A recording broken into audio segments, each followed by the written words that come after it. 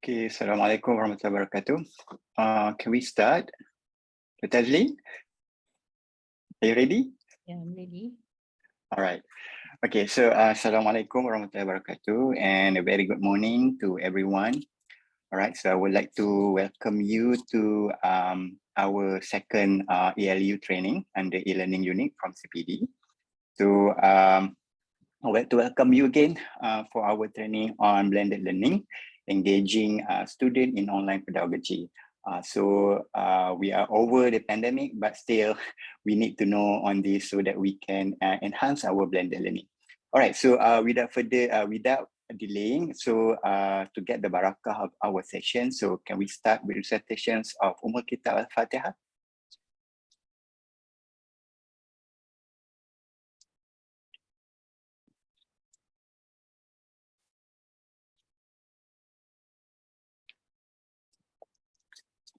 Okay, so let me introduce you to our trainer or speaker for today, which is Dr. Azlin.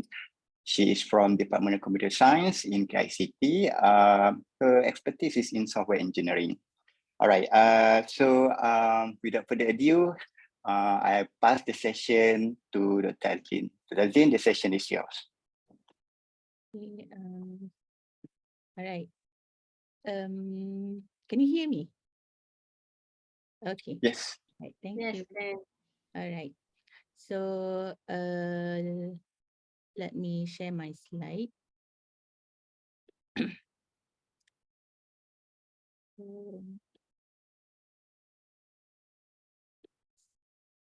Better to share the desktop, right?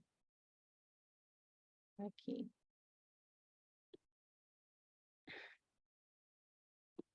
All right.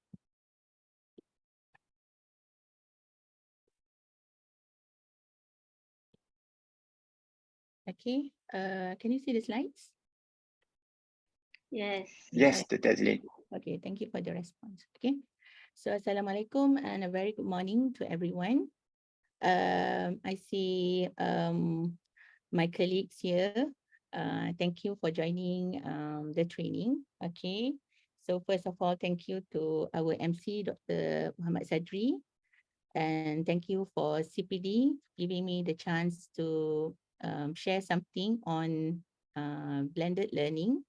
Okay. So before we start, I would like to clarify that I'm not an expert in blended learning, but today's focus is more on the online pedagogy. Okay, so my part is to expose or to share with you in terms of this online pedagogy part. Okay, but in addition to that, I will introduce some information or some important concepts on blended learning. Okay. So let's see some of the famous quotes about blended learning. Okay. So technology will not replace great teachers, but technology in the hands of great teachers can be transformational. So even if we just focus on technology, it's not going to be mostly effective. We still need teachers, okay, in terms of our expert, subject matter expert, and other matters. Okay, so using technology is only enhancing the teaching and learning activities. Okay. Blended learning is a model of instruction that allows a teacher to leverage technology within his classrooms to maximize student outcomes and increase deeper learning. Okay, and blended classroom includes face-to-face instruction techniques while also using technology to provide in-class online learning that student can also do at home. Okay. And this is a bit about flip classroom. Creating ways for students to teach not only gives them opportunity to build confidence and become leaders, but it opens up different ways for them to learn as well. Okay, so when we have flip classroom, so we can have students to share knowledge as presentations. Okay. And two other critical elements are needed to make successful blended learning work is to emphasize relationship building and also to make the content student driven. Okay, so this is some of the elements of blended learning that we will go through today. So this training will be divided into a few topics. Okay, the first one is on introduction. What is blended learning? Okay, what are the things that we should know? And then the second one will be on strategy and the models that are available in blended learning, and what are the factors to be considered. Okay, and then in terms of the process, how we can go about planning this blended learning implementation, and also some demo on the existing tools and what iTatlim can do to support blended learning. Okay. So what is blended learning? Okay, so we're going to start with some basic definition. Okay, so actually in layman terms, it's a combination of physical face-to-face teaching with online learning. So we have physical classroom, which we execute the face-to-face teaching and learning activities. And then we combine it with online classroom, uh, whether it is inside the classroom or outside classroom.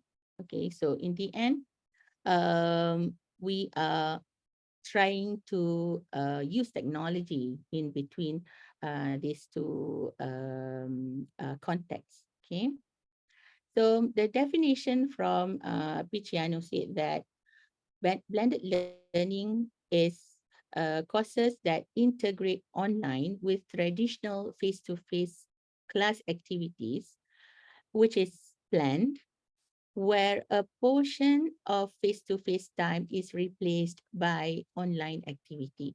Okay, so in here we can see the terms traditional face-to-face are still relevant, and then we include with online activities. So in the reference that I included here, they categorize this blended learning context into four.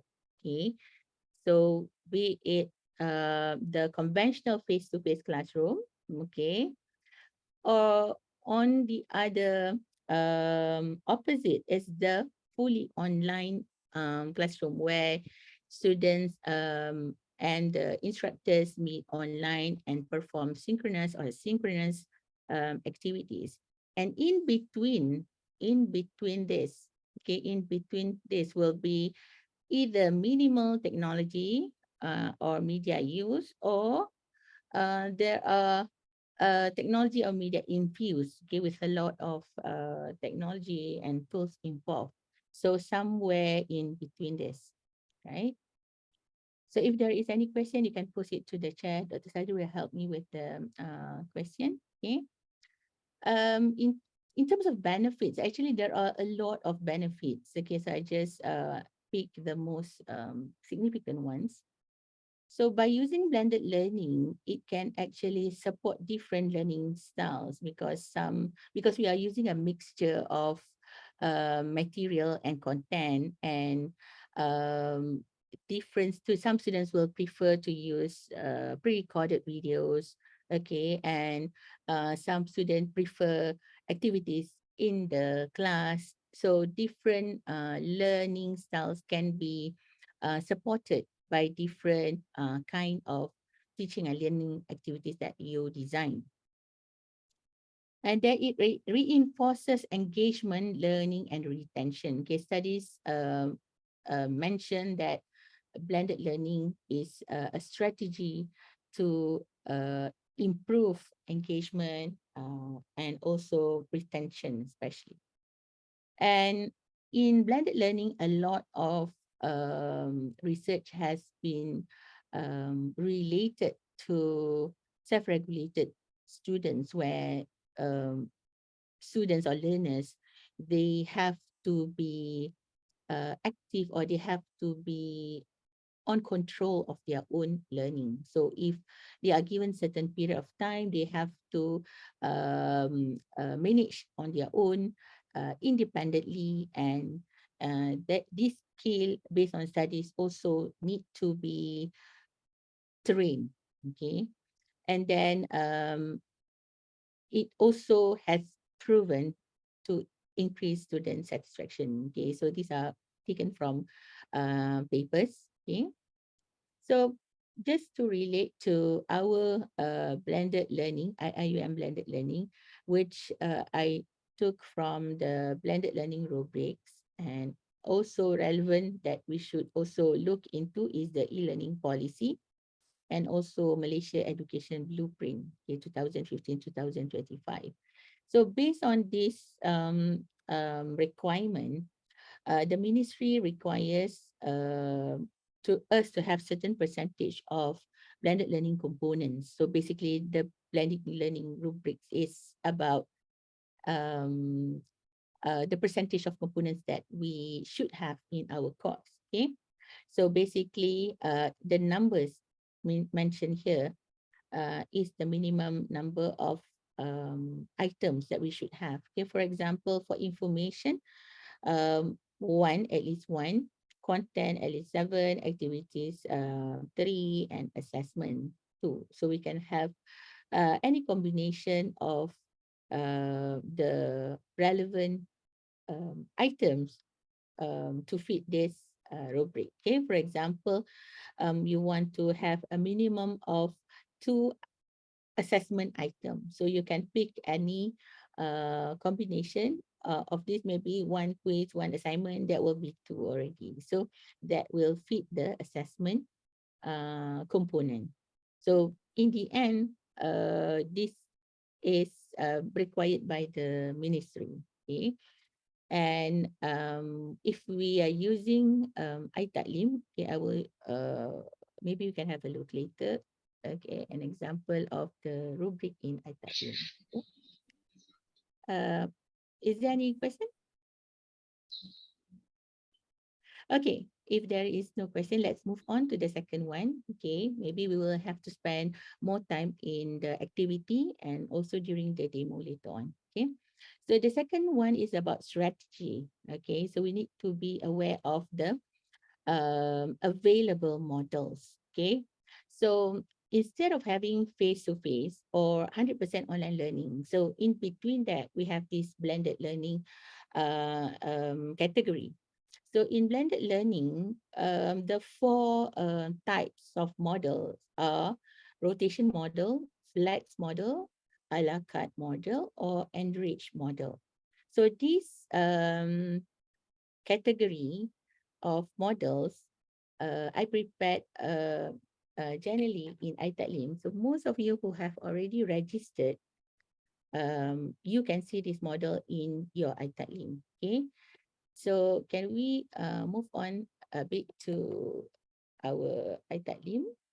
Okay. Here. Okay.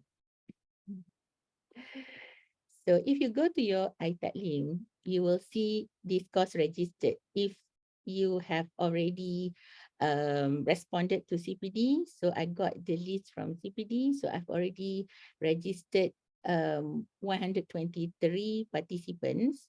Okay, so now we have 133. So maybe 10 of you are not here, but you can self-register. If not, then you can respond to the chat so that Dr. Sadri can help me to enroll. Okay, so the material for today's training is here. Slides for the training. Okay, you can get it here. So this is where I share the blended learning models. Okay, so this is embedding the Genially to a page. Okay, so it is considered a content element because there is no assessment. So what Genially is one of the tool that can be best used to link a lot of information together. Okay, So for example, if you want to explain about certain concepts, so if you have an interactive element here, you can pop up a description. You can even include a video, for example, here. Okay, so you want your student to know about what is the station rotation model so they can Picture this. It's math class and students are learning a tricky new math concept. Around the classroom, small groups of students are practicing the concept in a variety of ways. At one table, students are watching an Edpuzzle video lesson and completing practice problems in a notebook. At another table, students are using math manipulatives to play a game with a partner.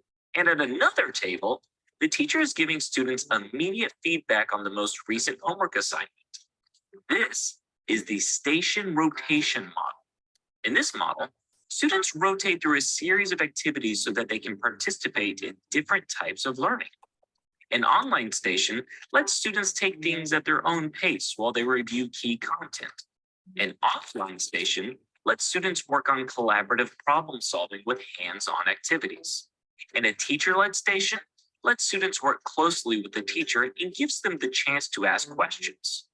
Teachers love station rotation because it allows them to work with small groups and give differentiated instruction. Students love it because they get to learn in different ways and receive more personalized support. Ready to plan your first station rotation? Start with a video lesson.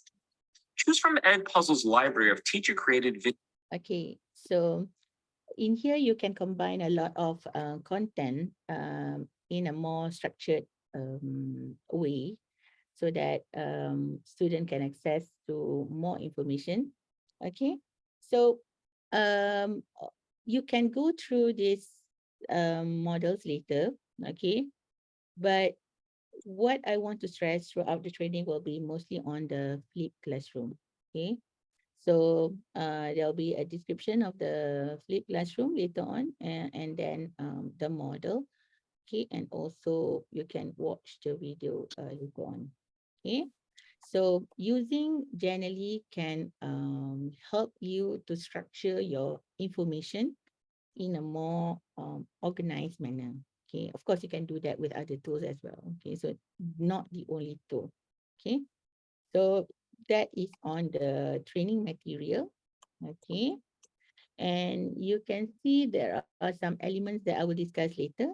So let's go back to the slides.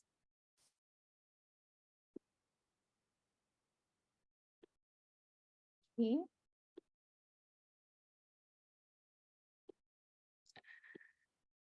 All right.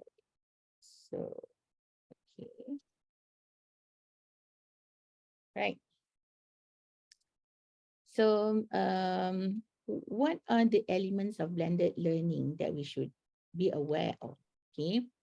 So these are the significant properties, okay, that people relate to blended learning. Okay, the first one is in terms of personalized. Okay, that means um, it is customized based on the learner's interests and also how you plan the activities that you're going to do in the class. Okay, and then align instructions. So you have to align your physical classes, your online classes. We will have an activity on this. Okay, balance between physical and online classes. Okay, not all your classes are online, not all your classes are physical. So you have to blend and balance all these activities. And it is focusing on learners' um, learning progress, okay? And we adapt the process as much as possible, especially when you get the feedback from the students. Maybe you need to change certain strategy that you think is less efficient, okay? In terms of curriculum and assessment, this is in line with, you have to design it so that it is in line with the outcome-based education. Um, um, the the instruction that you give can um, different learners will will maybe some learners will move faster, some will need to go through the material. Okay, so they have differentiated instruction and pacing. And also not to forget about the self-regulated, okay, sorry, that student to need to take charge of their own learning, because when you assign them with the online task, okay, they need to be able to be prepared in the next coming session. Okay.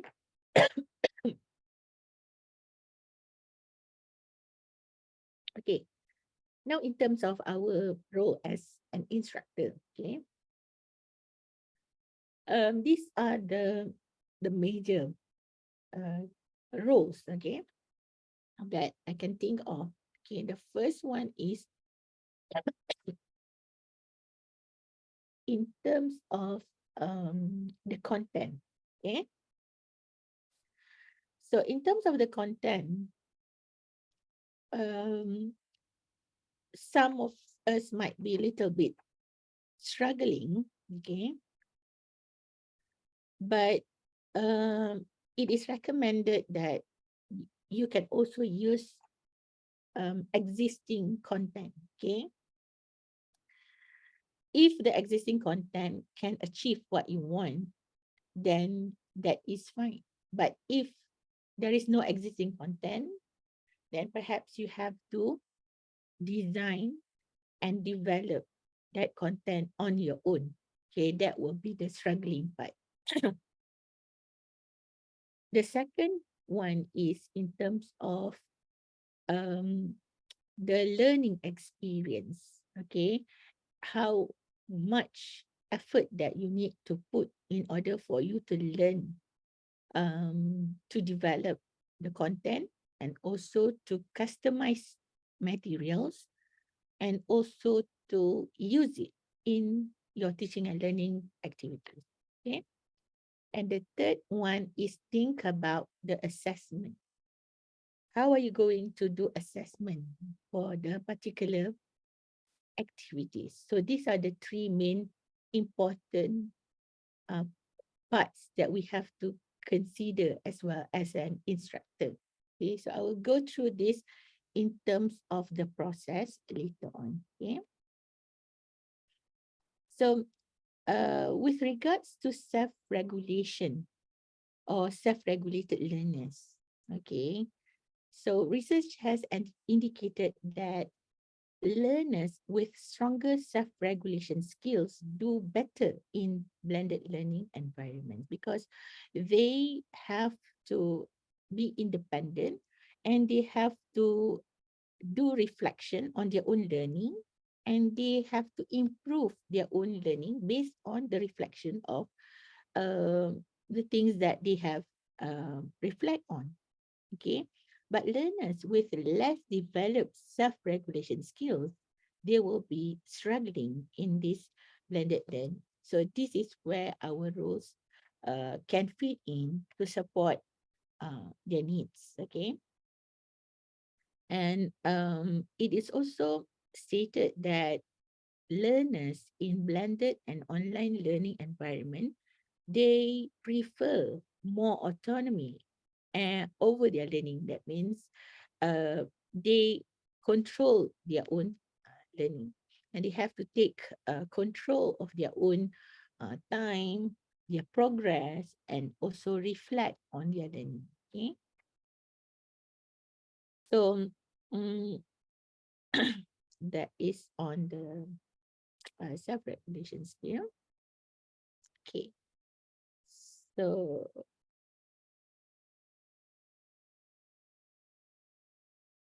okay, so thank you, Ain, for helping me. All right, so now we move on to factors to be considered, okay, in blended learning. Dr. Sadri, do you have any question that I need to answer? So far, no, but it's all about enrolling to your Correct. blended learning course. Okay. So can they self-enroll or you have to enroll for them? I have to enroll for them actually, so They it's can okay. self-enroll actually, Dr. Sadri. All right. Oh, yeah, Prof. So how Yeah, are they gonna do that? So just click on the link of the iTalim and then it will show them Okay. the self-registered. Yeah, I already allowed self-enroll, but we don't know from the perspective of the participants how they Yeah, can. so it seems a lot of All right. participants have self-enrolled already. So Okay. All right. So what are the factors to be considered? So we will move to iTalim after this. Okay. So the first one is in terms of instructional method. Okay, which method that we're going to use. Okay, think about whether we should use online or we want to use this technique in the face-to-face class. Okay, what method that you want to use. Okay, and then think about blended learning, which model that you want to use. Okay, and then organization of the content and the supporting materials. Okay, so what are the content that you're going to use? Okay, is it yours or do you need to customize or do you need to design it on your own? Okay, if it is, if you need to design it on your own, do you have sufficient time to prepare the materials? Okay, and then now you have the content already. Now you have to think about the interaction and how are you going to execute whatever instructional method that you have planned, and what is the assessment strategy that you're going to use. Okay, is it a group activity? Is it an individual activity? Are you going to use rubrics? Are you going to use answer scheme? So what is the assessment strategy that you're going to use? Okay, and the communication, okay, is not only about your instruction, okay, but where are you going to share the instruction, where the student will get the information. If they need certain information, like for example, tutorial on how to do certain things, will that be provided or where is the reference to it? So all these need to be think of so that they have all the sufficient information and they know where to get it. Okay, so that, and when is the due date, for example, all those things will be a problem if it is not prepared prior to the execution of the activities. Okay, so some of the question, okay, in terms of the instructional method just now. Okay, so in the end, when we choose an instructional method, we need to make sure that the specific learning objective can be effectively achieved. So that is what we want to have. Okay, so you need to know whether the content or interaction is mostly effective to be executed as a face-to-face class session or online, or you need both. Okay, so that is very important because in the end, each lesson or each topic, we have lesson learning outcome, right? So we need to make sure that as much as possible, the learners are able to achieve the learning, the lesson outcome. Okay, so sometimes we keep on duplicating things. Okay, maybe it is good to try to avoid duplication as much as possible. Okay, so the second one in terms of content is now, okay, so Okay, in terms of content just now, okay, so this is a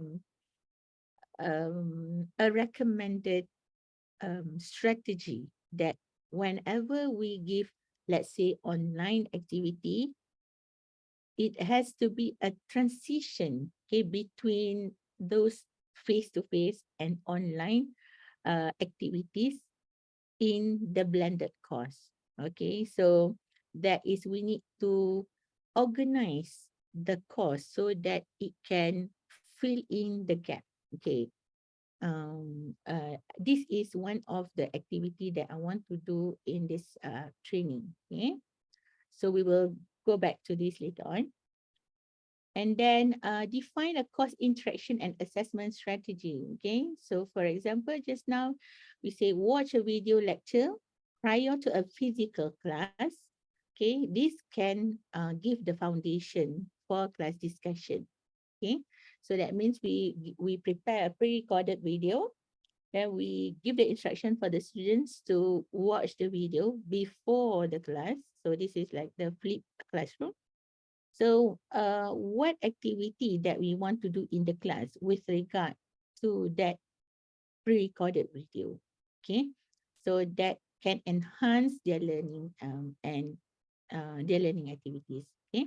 Or it can also, you can also have a pre-recorded video that you have an online discussion to further discuss on something that might be interesting to the class, okay? And finally, just now I say about communication.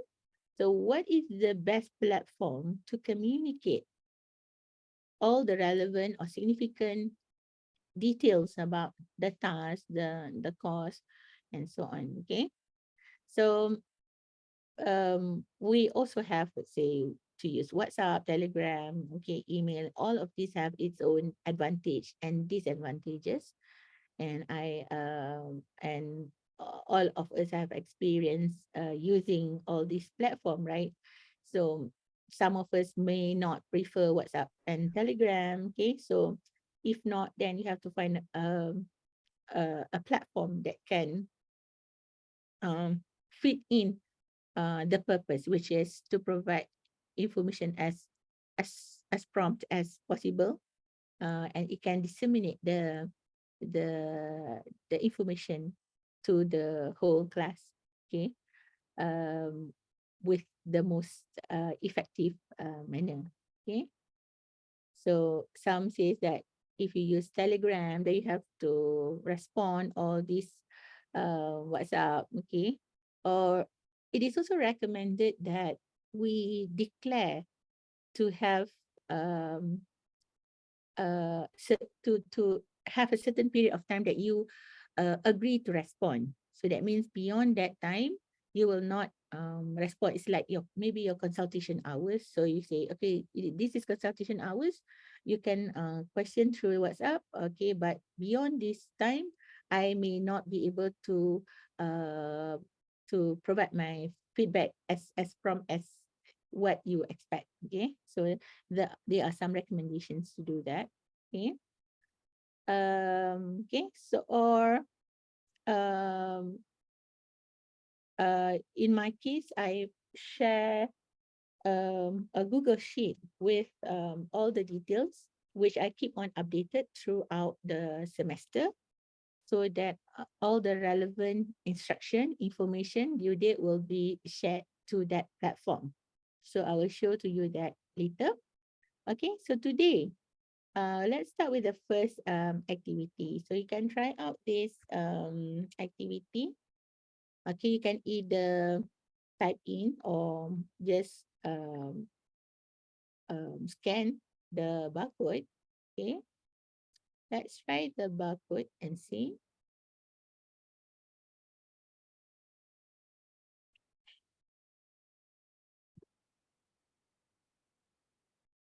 Okay, or you can use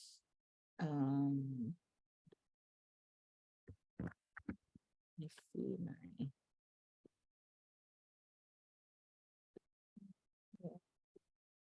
okay, yeah, okay. So I agree that these are the common concern that student did not prepare or unprepared, okay, for the next session.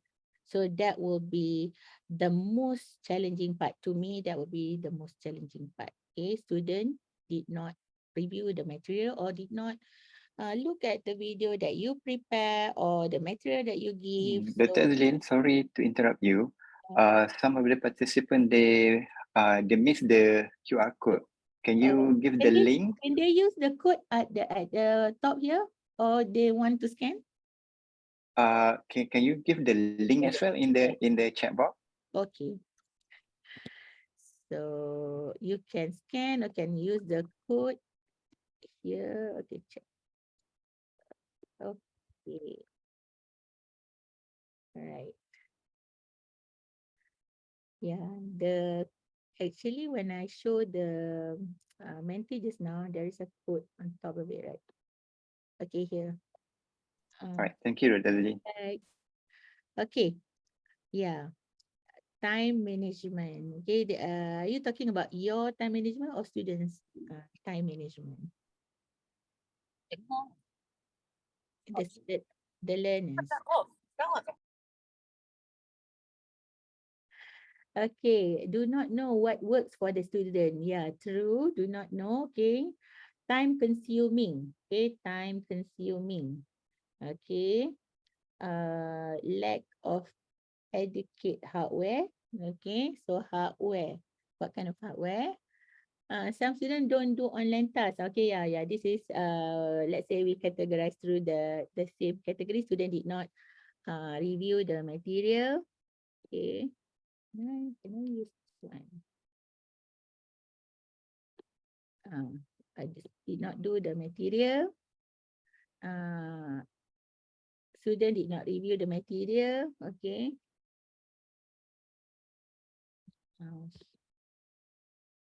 Oh, it doesn't. Okay, cannot work like this. Okay. Student did not remember less interaction. Okay. Student engagement and internet connection in class. In class, students not physically in front of their gadgets during class. During class. Okay, during class. Okay, cooperation from student would be lesser. Okay. So map. Your challenge is to map to CLOP, LONPO. Okay. So this part, let me just this part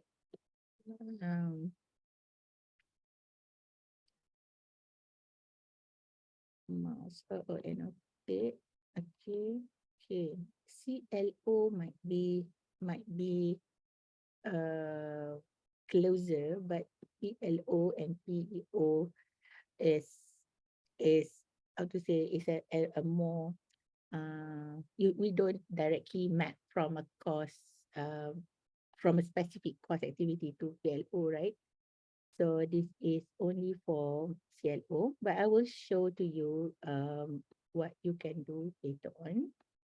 Material content, yeah, preparation of the content, time, material. Okay, so what else? Because it does not commitment. Okay, so commitment, right? Lack of participant from student did not even bother to check out the learning materials. Okay, this is the same thing. Do not follow instruction. Lots of preparation made, but student did not follow the instruction. Wasted time to allow them to go through what they should read before joining class. Yes, true. Okay, map to okay, this one. I don't know how to say for that. Okay.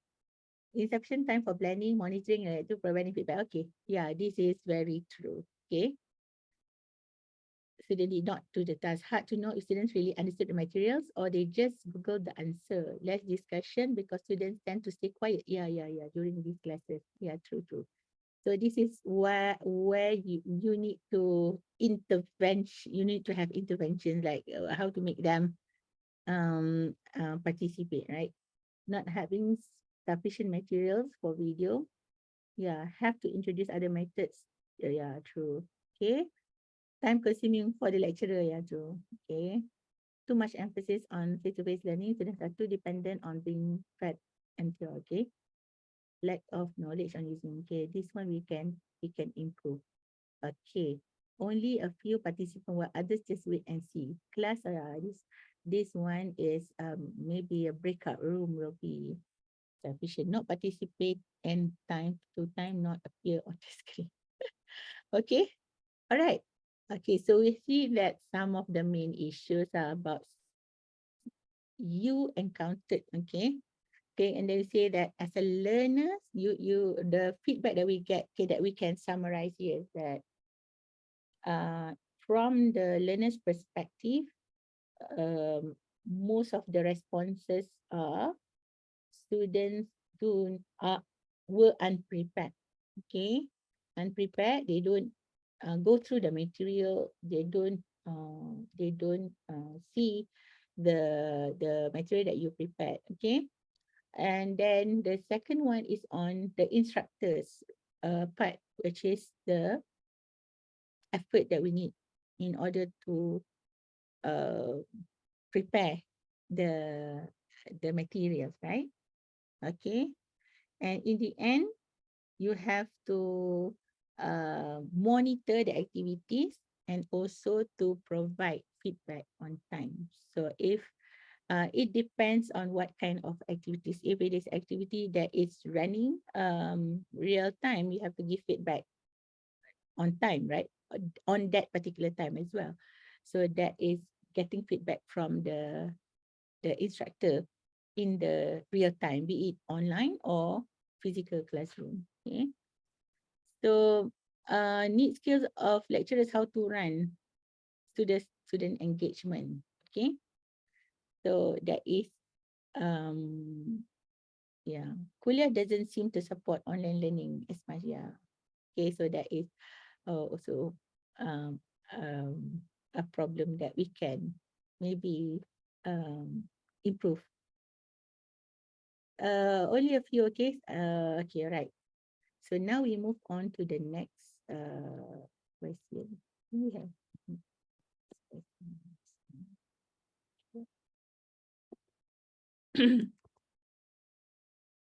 my mentee. Oh, yeah.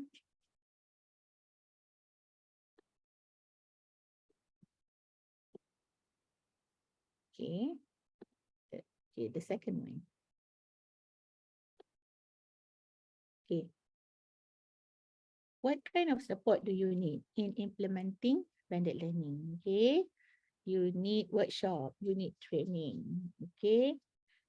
So can if it can be more specific, like what kind of training, teaching materials, okay, teaching materials. Okay, so I don't know about the rest of you in terms of teaching material. We used to get materials from the publishers, but right now we have less communication with the publishers and all. Okay, so materials in terms of what we can see is only the slides, right? Okay. Yeah, picking the right tools. Okay, yeah, this is true. Okay, so today also we're gonna talk about the available tools and what criteria that you can use to choose the tools. Okay. Yeah, how to tackle student interest. So this is engagement thingy, right? Teaching materials and give an example. Teaching materials. Okay. Semangat. Okay. Right, teaching materials and choosing the tools. Yeah, this is actually true. Okay, so I've thought about what should I share in this training, and I also included a few slides on some samples of teaching materials that I use in class, okay, and some category of tools, okay, that we can use. Okay, yeah, technician and graphic designer. I don't know whether this is possible in our kuliah. I would say no. I don't know about other kuliah. It will be good if we have it, but since we don't have it, so we have to have that skill. Okay. Hands-on training on how to conduct blended learning equipment. So I think this one that Prof. Mira had done it before this. Okay. Okay. But maybe Prof. Mira can say something about this. There are recorded videos on the training, right, Prof. Mira Yeah, or yeah, Dr. Sadi? yeah. Yeah, we do have it. Kan Prof? Yeah, in the CPD website. CPD website. Okay. An example of blended learning in the university. Oh, wow. Maybe Prof. Mira can have this an example. Okay. Yeah, kuliah support on allowing hybrid online. Yeah, I mean, from my understanding, kuliah should support, right? Because in the end, it's the ministry direction, but on the implementation side, okay, yeah, student cooperation, something that you have to pray for. Okay, strategy will be to be minimalist. Yeah, this one I like someone I know. Strategy to be minimalist, but to fulfill the blended learning requirements. Okay, so this actually is very easy to achieve if just to fulfill the blended learning requirement rubrics just now. Basic computer knowledge is essential. Yeah, spiritually doa redha. Merit point for apart. Okay. So merit point. Okay. Participation from the learners, work in team, especially support team. Yeah. Friendly chat GPT. Okay. I got the other lecturers in-house or in the industry to join in to give flavor to the class. Yeah, yeah. Okay. Yeah, that is good. Okay. But is it using blended or do you mean you have it online? Okay, the facilities in the class also need to be provided to support blended learning. Some of classes are not active. Yeah. Okay. Smart board. Okay. Shared blended learning. Sharing of effort across multiple lecturers for the same course. Okay, for the same course. A wider support by the kuliah and university and acknowledgement that blended learning is a valid and very useful technique. Yeah. Okay, yeah, this is very true. Okay. So we need support from the kuliah and university, but in terms of what kind of support that we want, so we need to be explicit so that it can be channeled out to the relevant people. Okay, so thank you for the feedback. Okay, so let's see that we have say 33 responses. Okay, but we have around how many 162 participants. So similar in your own class, you expect them to participate, to engage. Okay, like here we have only 33. Maybe some of you posted more than once, and we have a participant like how many times? 5 more than the number of the responses. Okay, so you have to be patient and pray for the best. Okay, all right, so let's go back to our slide. Okay, so there are certain tips, okay, yeah, and I can show some samples. Yeah, okay, this is the part where I formulate the implementation, okay, in terms of processes. Okay, so let's see. Okay, this is how I look about the whole thing. Okay, so I look into it from before during and after. So whenever you want to design this blended learning activities, okay, first we focus on the planning. Okay, so you need to, I will go through one by one later on. So this is just the summary part. Then we move on to the execution and monitoring and control. This is during. And then after that is you need to do reflection. You can get feedback and then know what is working and what does not work so that you can plan for improvement. So basically, these are the things that we're gonna go through. Okay. So in terms of planning, so this is regarding our content. Okay. How are you going to prepare your content? Okay. So in terms of blended learning, okay, this is also recommended, okay, in the literature. Okay. So what they say is that the lower levels of cognitive, the taxonomy level, Bloom taxonomy level. So this is what we want the student to learn well independently with the support of the content. Okay. So let's say we have pre-recorded videos. So we want these pre-recorded videos to cover the facts and the basic concepts, the meaning of the material that you provide, and the use, the application of the concepts perhaps in certain contexts. Okay, so this can be covered in the pre-recorded videos. Okay, and then which learning activities are most important to do together? Okay, together. That means uh that means with us in the class.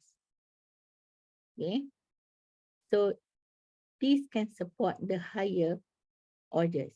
Okay, so if you want them to analyze, to decide on something, to evaluate or to create, that can be together with the instructor in the class. Okay, so that is the recommended strategy. So that is um, something that we can put at the end of our behind our judgment when we decide on the content. Okay. Okay. So now for this part, okay. So these are recommended from another institute. Okay.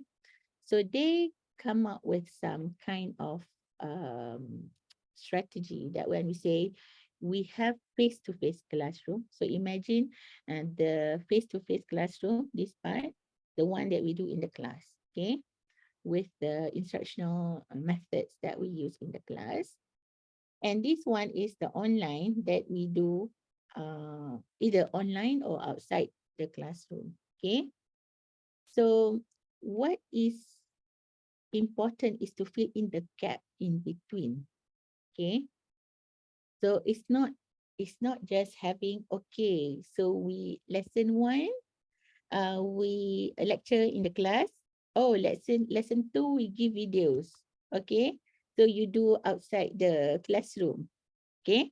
Then we come back to the class, the next session, or we continue with the next lesson. Okay. So it's not that we don't have anything in between to fill in the gap. Okay. So whatever they have learned or studied on their own, okay, we need to have some activities so that we can um, improve their understanding or enhance their understanding and to check whether they have understood correctly whatever the materials that we have given. Okay. So for example, in here it says weekly reading assignment, students prepared to discuss the content, and in the classroom they discuss based on the content that the student have prepared, and then they prepare to demonstrate the application of the content, and they have this assignment that is to apply the content. Okay, so in the face-to-face classroom, And in the outside classroom, I guess maybe we rarely thought about this part, okay, which can help learners to enhance uh, their understanding, and also the application of the concept that they gain on their own. Okay, so remember that when they have this online classroom or outside classroom, they might be doing it on their own. Okay, and they understand whatever the concept on their own. Okay, but if we just ignore their understanding and we move on to the next topic, so where they can uh, check it, as unless you have assessment, yeah, you have assessment in between, right? So you can do that. But if you cannot give prompt feedback, so when they can get to check and see whether they have understood well whatever the content that you have prepared. Okay, so what I want you to do is later on, okay, to think about your own course. Okay, so think about only one lesson. Don't think about too many lessons. Okay, just to just take one lesson, and what are you going to uh, prepare in this part? Okay, in order to fill in the gap between the material that you have prepared for them, and then the exercises, the tasks that you want them to do, is it going to end there, or you should have an additional discussion on that so that they can get your feedback. Okay, so uh, this is from my learning lesson course plan. Okay, so let's say this is my course plan. So we have this course plan, and we have the lesson. Okay, and then what are the lesson outcome for that lesson? So in here, for example, student need, one of it is student need to identify and differentiate the three types of requirement. So we have the synchronous exercise is to do this um, exercise on this type of requirements to test their understanding. Okay, yeah, of course, they have to go through the pre-recorded videos. Okay, and then we say that in the next class, in the discussion face to face, we will look into their answers and give feedback. Okay, so that is one way to relate in between the gap just now that we have seen. So which one is the face to face, which will be the discussion, and which one will be the online, the pre-recorded videos, and also the exercise. So you have to decide what is the type of activity that you think is mostly effective.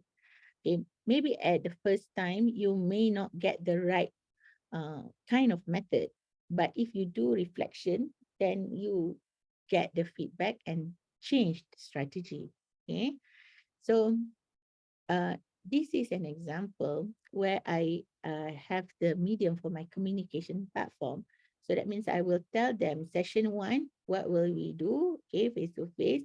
And then we have the class, and then we have the exercise, which is online using Socrative. And then the next session, we're going to have discussion. So in this discussion, if you don't do the exercise, you don't get feedback. Okay, so that is and then you won't be able to do backup because I've already discussed the answers, right? So in a way, they have to do the exercise, and we have to be clear that next class we're going to discuss the discussion. So if you don't participate, then you don't get grades, and in the discussion you will not be able to relate. So somehow like that. Okay, so this is my first activity for the class. So while we are doing this, I want you to experience the process of using tools in online activities. Okay, so don't worry so much about the answers. Okay, so I will not go through your answers. Okay, just experience it. Okay, so the activity is I want you to plan the structure as I showed to you just now, to create this mapping from your face-to-face class and your online class, and in between that, what is the gap that you're gonna fit in, and how you can continue those online activities or fill in the gap in between. Okay, you don't want to have online in the face-to-face class lesson 1, okay, and then session 2 online lecture, online video lecture, pre-recorded video. Oh, session 3 we continue with the next topic. So there is no continuation from the effort that I have put in the online activity. Okay, so just choose one topic. Okay, and then differentiate which one is the physical and which one you are online, and what will be the activity in between. Okay, so I provided a template here. Okay, so you can click on this. Actually, the link is in the iPad link. Okay, I can copy this, okay, in the chat. Okay. Okay, so you can go there. Okay, let's say we just do this for 10 minutes. Okay, 11, we're gonna finish at 11:10. Okay, so you go to this link, okay, and then edit the template, okay, and then download it and submit it in iTalklim as access activity 1. Okay, let's go to iTalklim. Okay, so there is activity 1 here. You can get the link also here and submit in the activity 1. Okay, so as I said, don't worry so much about the answers. Okay, just to experience. Okay, all right. Any question? So let's have a break for that, for the participants to prepare the answer.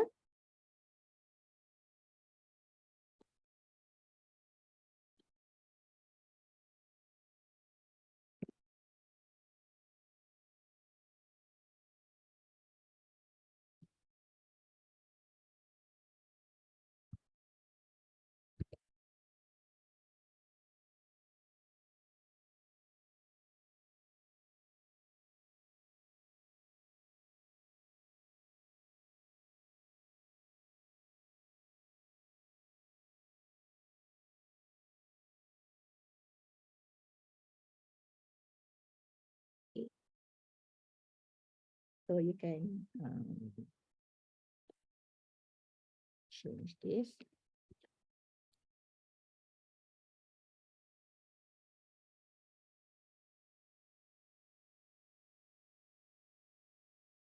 Okay, then you can download it here.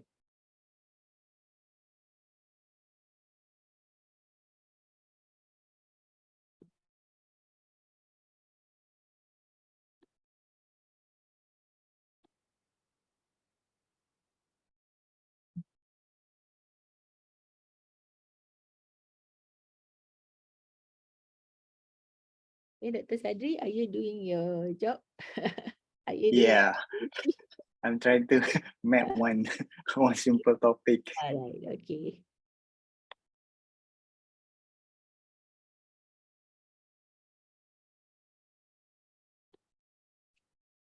So if you have any questions, you can unmute and post questions.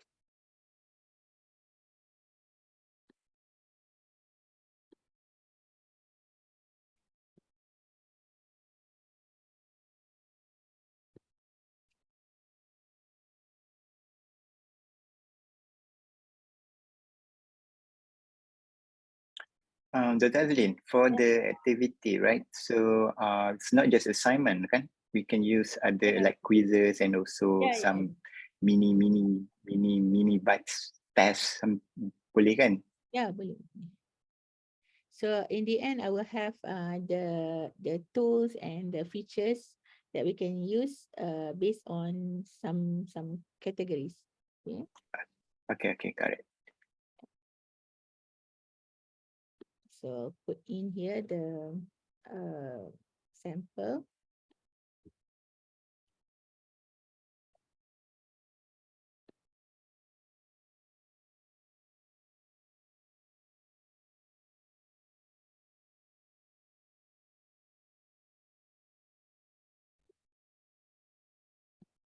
Okay, anyone is still not in the iTaklim?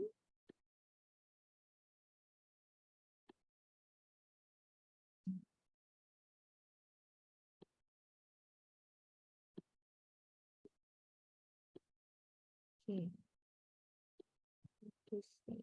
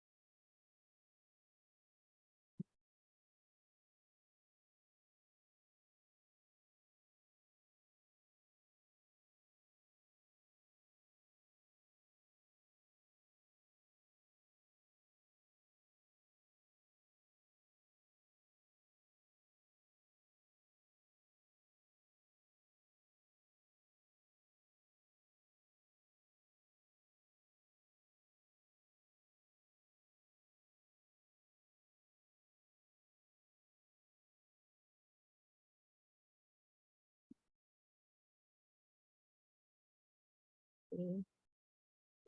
So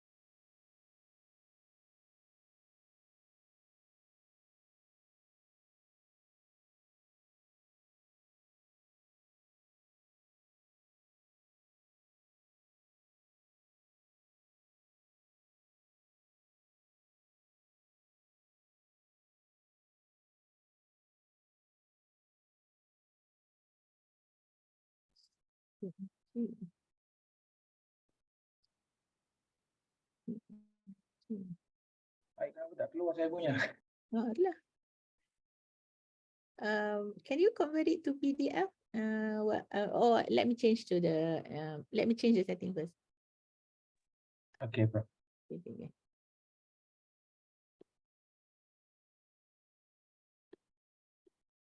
PNG.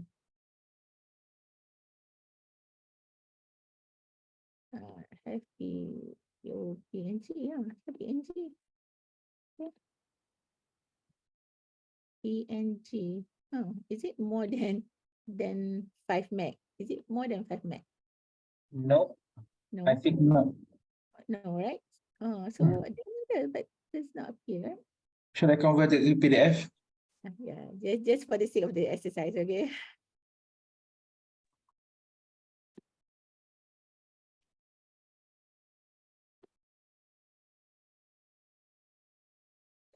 Okay.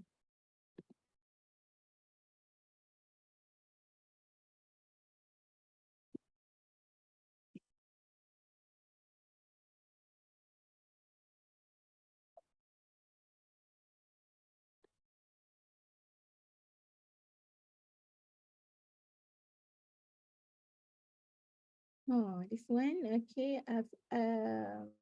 Arfifa needs to sorry, okay. Yes, okay. Yeah, maybe this submission should be submitted in PDF or PDF. just Okay, okay. uh, I make it in Word just now. Okay. oh yeah, okay. So when you download from Kami, it's supposed to be PDF, right? So you can change here your name, blah blah blah. So for all the submissions are dummy, right? So, but you can change it. You can change, customize it. That's the purpose of using this template, Kami. Okay. So try it out. Say lesson 1, your lesson. Okay. Or maybe not lesson 1 because lesson 1 normally is introduction. Right? So okay, let's say lesson 5. We talk about scenarios. Okay. Prof, I changed mine to PDF already. Can you? Okay, all right. Let me check.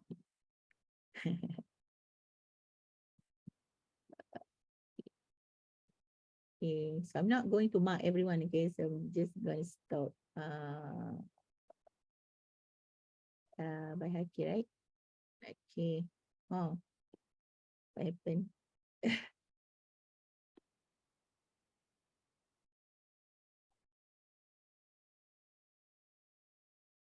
Maybe it will take some time.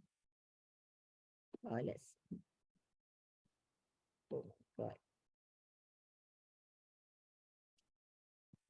Okay. Okay.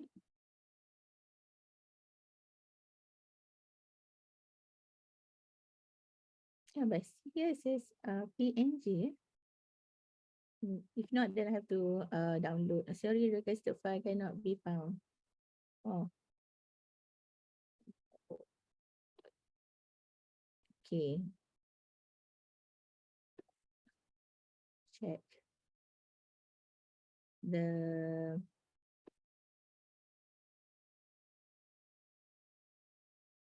let's just appear here, I think. Still PNG file. I changed the PDF already. Okay. Because it's cloud, maybe it's take some time to appear. Okay, don't worry. We'll see some others first.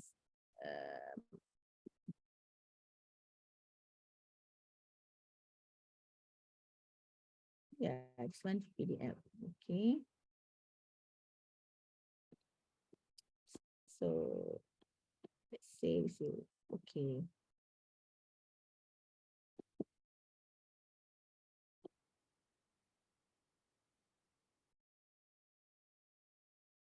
Let's try. Yeah, now it's PDF. Okay, should be working. Yeah, wow. Okay. Okay. Yeah. Yeah, I like this, right? Yeah.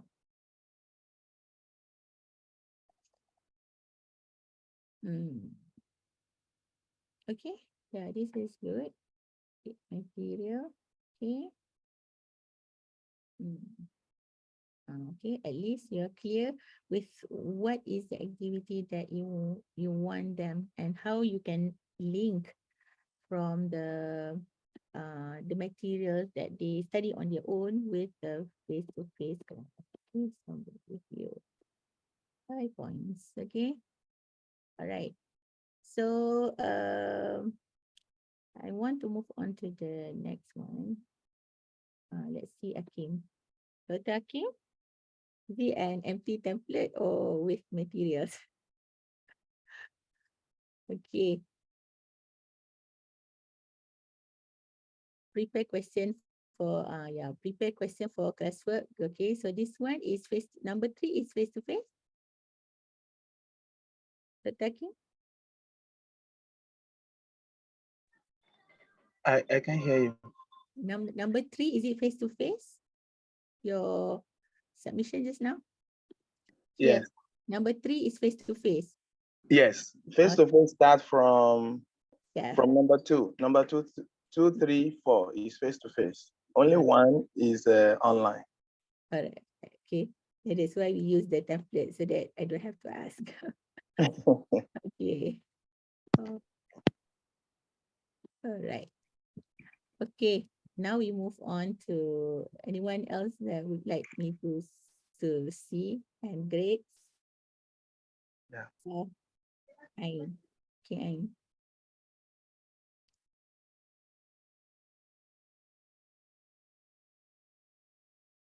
No. Okay.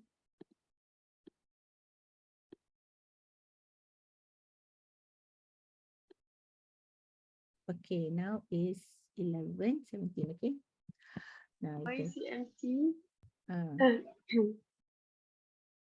Is it yeah. empty? Do you have content? Yeah, I have contents inside on my view. Oh, so it's Let not, me recheck again my solution. yeah. All right. Mine is also empty. Oh, really? So actually there are content? There are Yes. content. Okay. There are Oh, content, but it is empty. okay. Don't worry, students. I will give you. I will give you It's bonus. going to give us 0 marks. Okay. I don't normally use Kami, but I know Kami can provide templates, so that's why I use Kami. Okay. But actually, Zoom has also provided us with the bench. I've seen somewhere that we can use whiteboard stuff, but you can collaborate. You can collaborate, but you cannot produce individual template. That's the problem. So I want it to be able to produce individual files. That's why I use Kami. Okay. So you also have, because I've tried one Kanban activity before this, so it's working. Okay, all right, that's okay. So I will maybe we need to learn more about this Kami thing. Okay, but okay, so let's go through the courses now. Okay, so if you look on this side, okay, you'll see there is a level up here points. Okay, so you see whoever interact more will get more marks.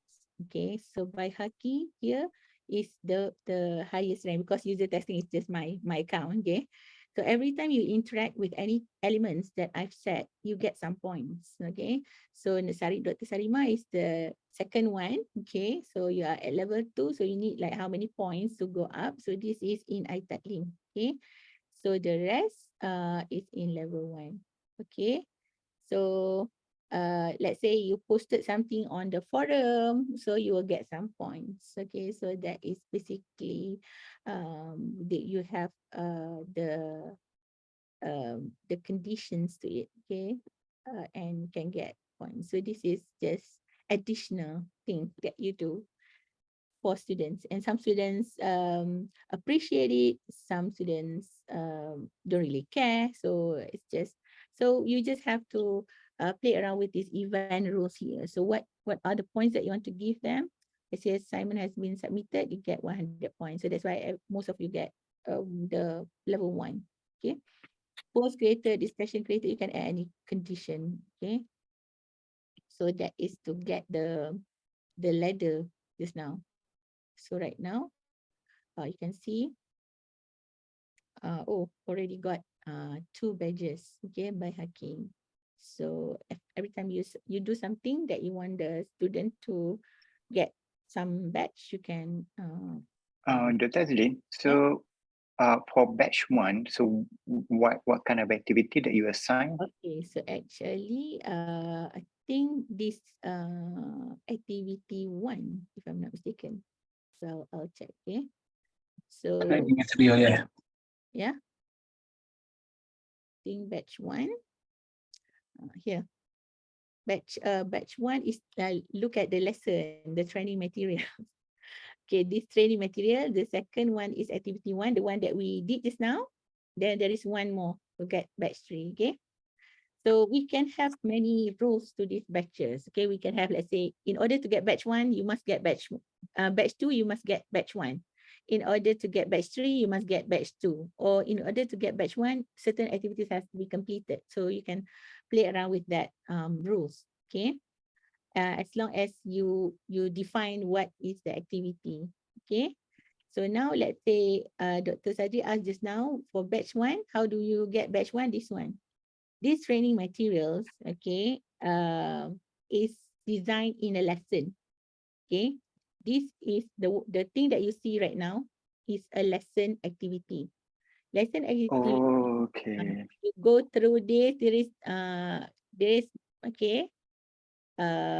If the student know the strategy, they can just click, and then they just go to where yeah, okay, to where you will get the point. Okay, which is here. Check your understanding. Okay, if you answer correctly, okay, then it will say that this lesson has completed. Then you get the badge. Okay, so that is the first one, right? Azlin, there is a question from the Tesarima. Can you share some feedback from the student based on the experience participating in blended learning? Okay, yeah, I can share that later on, but it's not specifically to. I don't tell them, oh, this is blender, this is okay. They just know those are the tasks, right? So in a way, I just ask what kind of feedback they get. Okay, so let's say I think I have it, but in the slides, but I can show. So for the feedback, I use job form instead of Google Classroom, Google Form. Okay, so I think it's an interesting feedback, interesting tool to get questions or surveys. Okay, so in here we can see reports. Okay, is it report? Here, let's say I have a report. You can see the questions and also the report. So this is the report that I generate from the survey. Okay, so I just want to point out on the okay, on the teaching and learning. Okay, so there are a few sections. So this one I asked about okay. So in any way, okay, say if they ask, do you think the number of synchronous session is sufficient? Okay, so this one I just ask if I don't make the recording, share the video recording. Okay, and I ask them why do they prefer not to ask question? Okay, and 3 things that you like about the course. 3 things that you think can be improved or things that you wish for the course. Okay, and I asked them about the learning outcomes. What are their suggestions for improvement? I did ask them among all the tools that I use. Okay, what is the here? What is the feedback on the lesson activities, lesson 1 until 14? Actually, all the lessons are in the lesson as in you see in lesson in the training, okay, for the batch 1. So that had been prepared in iTalim. So these are all the feedback, okay. Only some has some negative or neutral. Like they don't even know that is a lesson. Okay. Here, based on your experience among all the e-learning activities in the course, which specific activity is the most effective way of learning? So most of them say they like the video lecture, which is embedded in the Edpuzzle. Okay, because they get to watch the video, but only one say that they don't like it. Okay. One or two. Okay.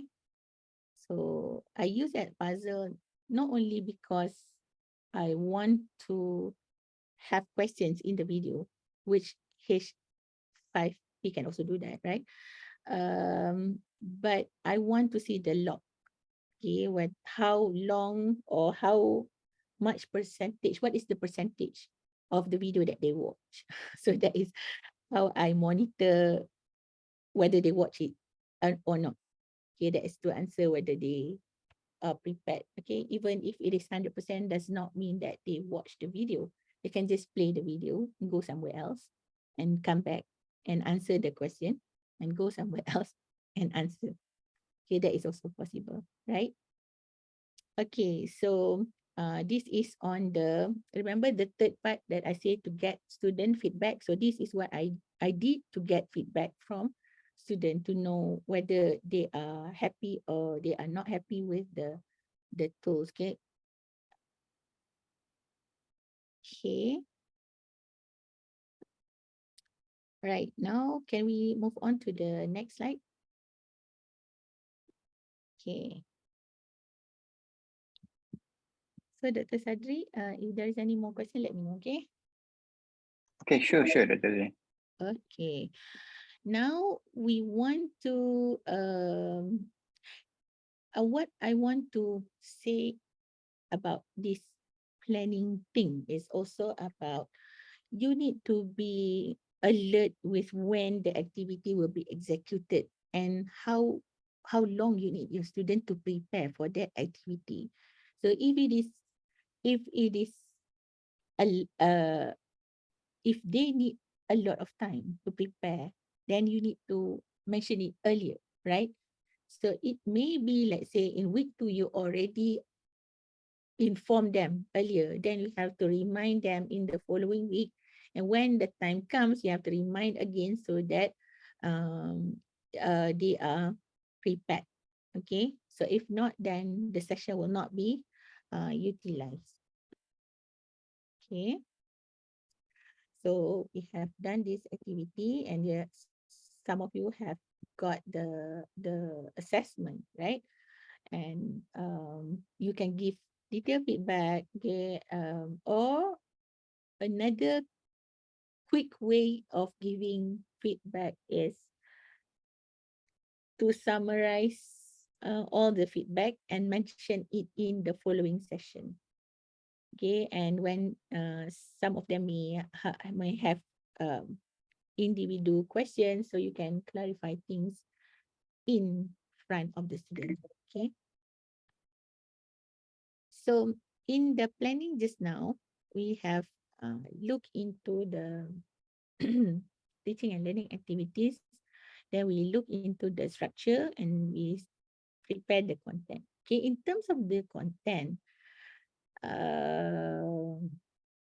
it might be how to say a training on its own, right?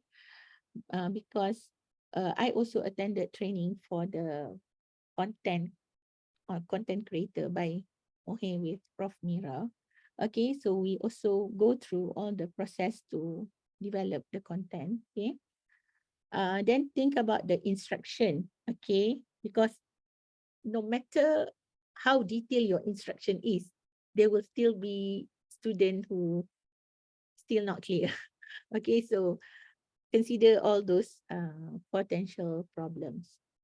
Organization of materials, okay, as much as possible, you want your content to be structured in a way that is accessible, okay, that student know where to get it and where to submit and all, okay.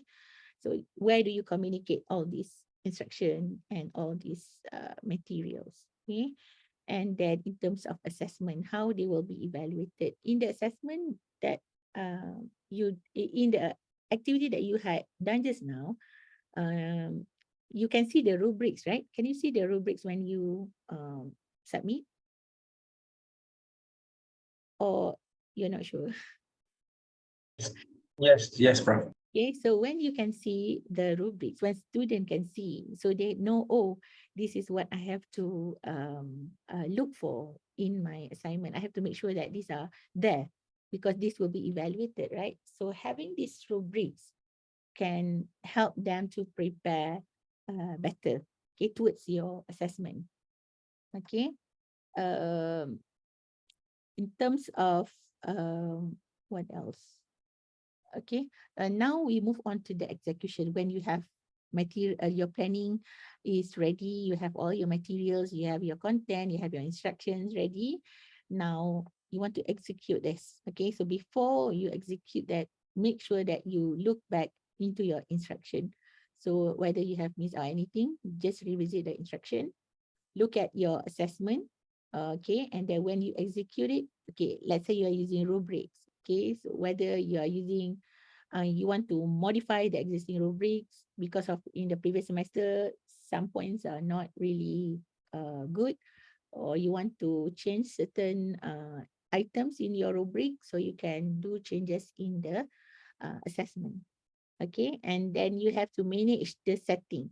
So if it is online synchronous or online asynchronous, okay, so if they are synchronous, you have to make sure that everyone is can access the material, okay, like when you do just now, okay, I need to check, okay, Kami, is the Kami template working properly, okay, can you download the Kami, so all those things during the execution of the learning. Dr. Azlin, sorry Yeah. to interrupt. We have two questions here. Okay. The first one is from Dr. Suhaimi regarding the job form that you prepared just now. So he asks how to design the job form. Okay, actually, to be short, job form is like Google form, and it's much more easier, and it has a nice interface. So I think you can use it without having to learn anything. Okay, it's just maybe if you just go through like 5 minutes, you can directly use it, and it looks it can produce reports, but for free account you can only have maybe 5 if I'm not mistaken, and I use it for my research as well, and it's quite interesting to try out and explore. What is the next question? Okay, the next question is from Dr. Samsul Amri. Doctor, how many chapters did you manage to have blended material incorporated? How long did it take you to assemble them? Okay. Um,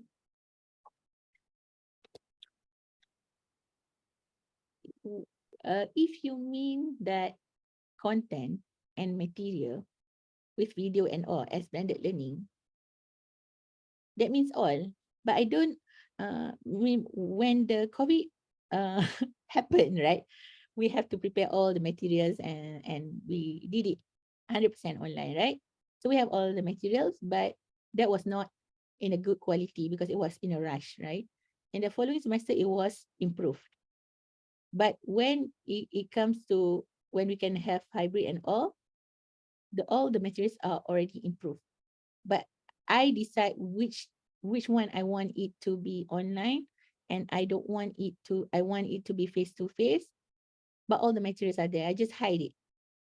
Okay, so actually all are already I have all the material content ready in the online or the video version.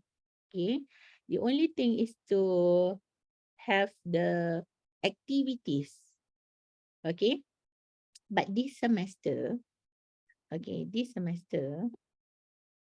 because I thought two levels of courses. One is first year student, one is final year student or specialization student, elective student. So for elective student, I want to have more discussions. So as I was giving face-to-face lecture at the beginning, then I think that it will be much more better if they can watch the video recording prior to the class so that I can have class activities with them in the class rather than I focusing on all the contents slide to slide because the content was designed for a certification. So I rather don't skip the slide because if I miss the slide, that means they might not have the knowledge for certain items in the certification. Okay, but then I realized that it will be much more interesting to have class activities rather than finishing all the content. And I discussed with them and they agree. So I said that since you agree. So I want everyone to be ready and prepared before the class because I need the discussion with your knowledge. Okay, so if there is you are unprepared, then the discussion won't be fruitful. So normally the application part will be on their projects. So they have to apply certain concept on their projects. At the same time, I'm giving feedback to their projects. So they need to know the concept for them to apply. Okay, so sometimes I will call one group to present and give a feedback. Okay, but sometimes I will go around to see the tasks that I've given for them. So to answer your question just now, I think all of KICT staff may also have the content for all weeks, right? The only thing is the quality and the activity involved in between the video lectures. Okay, so all these video lectures I use at puzzles because I take the assessment as well from the questions in the video, and also I monitor the log. I only give them, let's say, if it is attendance, you have to watch it like more than 90% in order to get the attendance. Okay. So that is basically the execution of the course. Okay. I've answered the question, right, Dr. Sadri? I think yes, Dr. Samsul, Ambrisi, yes, thanks. Prof. Samsul and Prof. Saimin. Okay. All right. So now, while you are executing the blended learning activities, okay, make sure that the contents are updated. You have to monitor, okay, if they need anything, okay, and uh, give constructive feedback or prompt feedback as much as you can. Okay, so this feedback, if you think about marking and assessment, it may be too late, or you might drag the time, or you might need a lot of time, right? So you have to find a way so that they can get feedback. Because sometimes, let's say assignment, the next assignment depends on the current assignment. If they don't fix whatever things that are wrong, they will propagate the mistake in the following assignment, and you have to ask them to correct many things, right? So what you can do, as I said just now, you summarize the mistakes and or the common mistakes, and you explain to them in advance or after the assessment, like what are the common mistakes and what are the good things that student did. Okay, so that they can try to follow or avoid.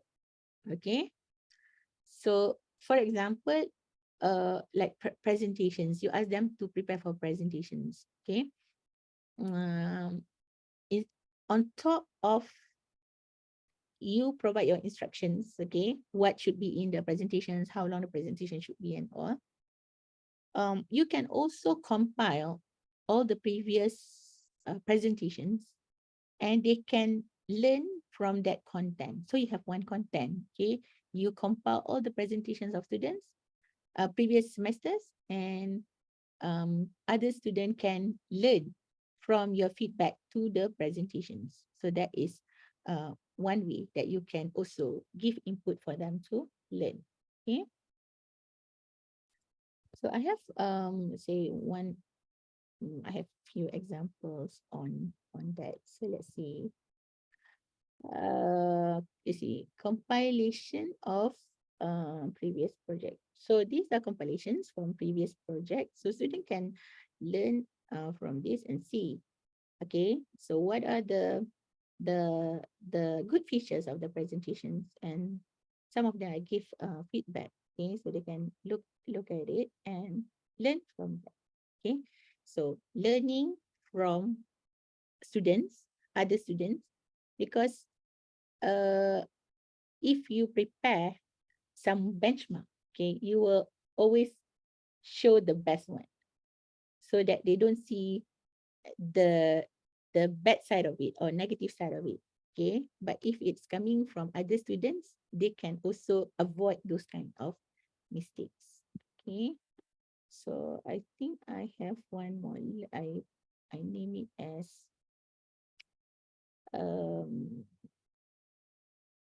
see here. Okay, so in my course, I cover a few types of diagram. So I put the rest of the diagrams, okay, from other semesters or other courses. So I can use this as an activity in my class to say what is wrong with this. Okay, I will assign a few groups and I show, okay, this group analyze this particular diagram and tell me what are the mistakes from this diagram. Okay, so they need to have the knowledge and they need to know what are the errors, be it syntax error or semantic error, so they can learn to improve from others. Okay, so that is how you can do. Dr. Azlin, there's a Yes. question from Dr. Fazida. Okay. Did you pay for the Padlet? No, I don't pay. So mine is already maximum. It's 70 right now. Mine is 70 over 70. So I have to like delete any of this to use it. Okay. So I have one interesting activity that I will show in the end. Okay. So I don't know what is the limit of the Padlet for free, but if we recommend somewhere else, you get more you get more Padlets to create, right? So and that I have 70, or maybe you can create with another email, okay, to use it. So because of that Padlet is already limit, then I choose Wakelet. I don't know if you have used Wakelet. Anyone have used Wakelet before? Maybe you can raise up your hand in the icon, right?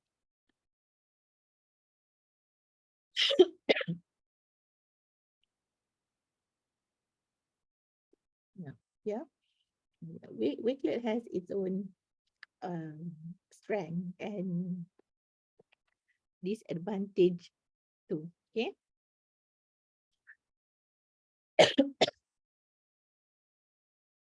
Okay. Now we move on to the next slide. So sleep classroom. So you can have also activities like having students to present to the class, okay, and we just become the facilitator, okay, so that we can give them opportunity to be the trainer and teach the other students.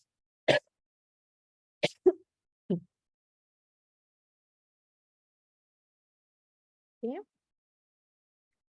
So these are the challenges that some of you have identified in the Menti just now, right? So increased workload for the instructor, okay, or we might have to decrease the course content because you cannot cover the content as much as you can in the face-to-face setting, because now you have to have activity and you really need to choose which part that you want to deliver as face-to-face, which part you want to be online, okay, or as an activity in the class, okay. Not all active learning strategies are feasible in large classes, okay, so this is not possible to all classes. Student might not like it, okay. Okay, because they have to be actively involved in class. If you're in face-to-face class, even it's hard to get questions from students, okay, unless you force them. And be prepared for students who turn up and unprepared. So this is the major concern. So we need to have a backup strategy. What we can do if they are not prepared. Okay, so other than reminding them and also ask the group leaders to remind, okay, and then tell them about the consequences of not being prepared in the next activity, okay, and in terms of technology. So we have to have some skill, right? Okay.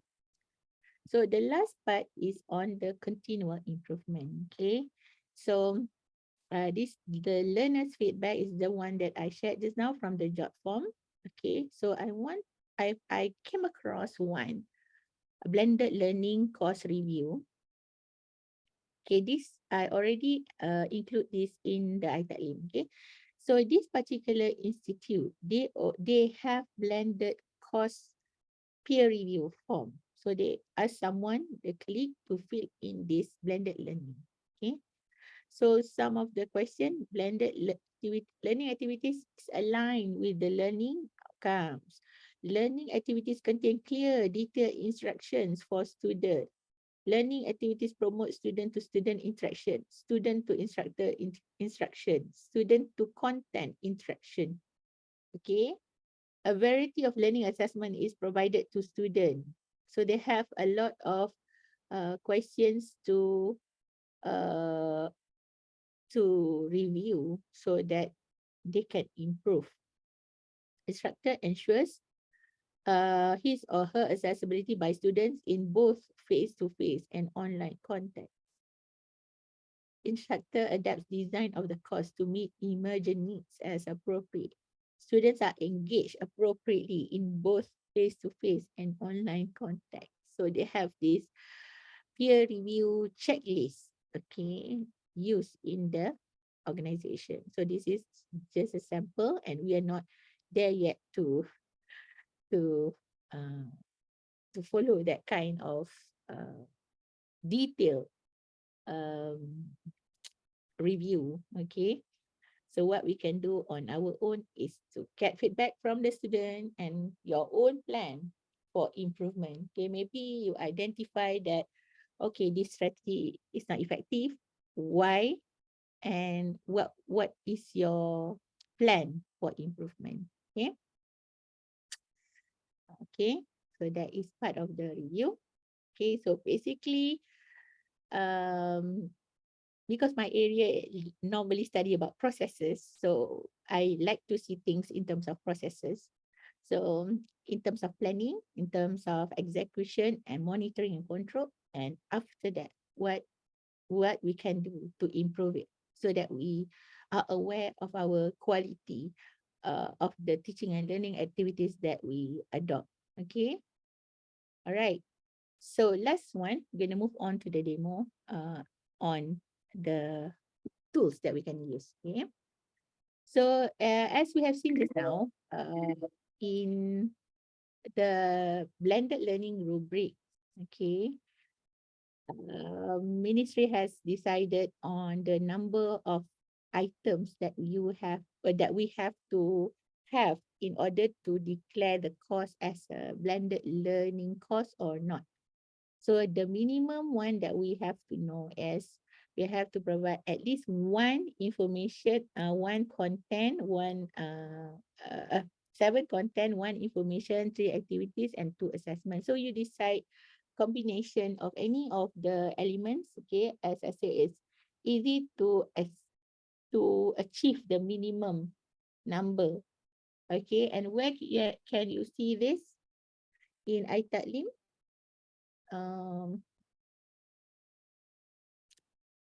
I think all of you, most of you are aware of where is the blended learning. I don't know, this one is not. Let's look at, let's see my course.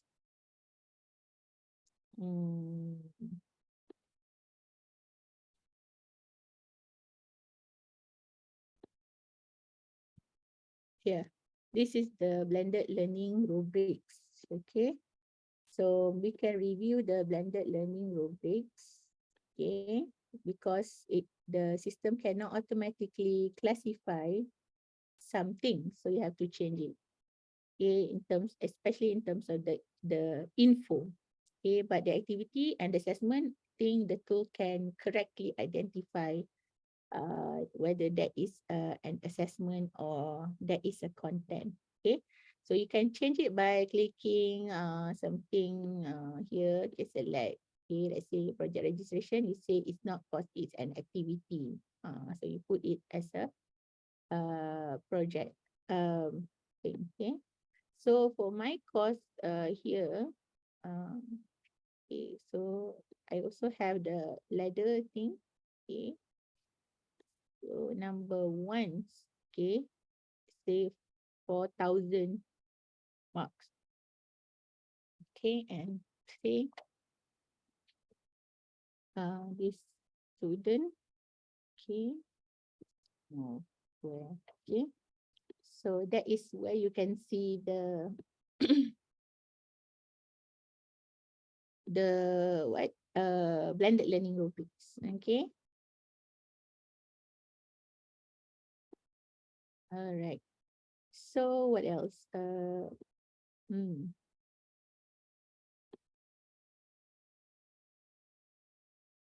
Okay, I don't know what is the status. Maybe Prof. Mira can enlighten us. What is the number or the percentage of this requirement? What is the percentage of IIM academic in terms Or of the whole university? yeah. For the whole university, by right, we should have more than 70% Right now? individuals, not by course, because we have so many courses. Uh-huh. But by individuals, we have to achieve more than 70% of the lecturers have implemented blended learning. By using this rubric, right? This is the minimum, yes. So have we achieved it? No. So what Far is from. our status right now? Sorry? What is our number right now? You say 70%. Oh, less than 50%. Or less than 50%. Less than, but it is not for all kuliah. Some kuliah have achieved more than 50. But if we take the average of all kuliah, we still way below 50. Yeah, you have to work harder.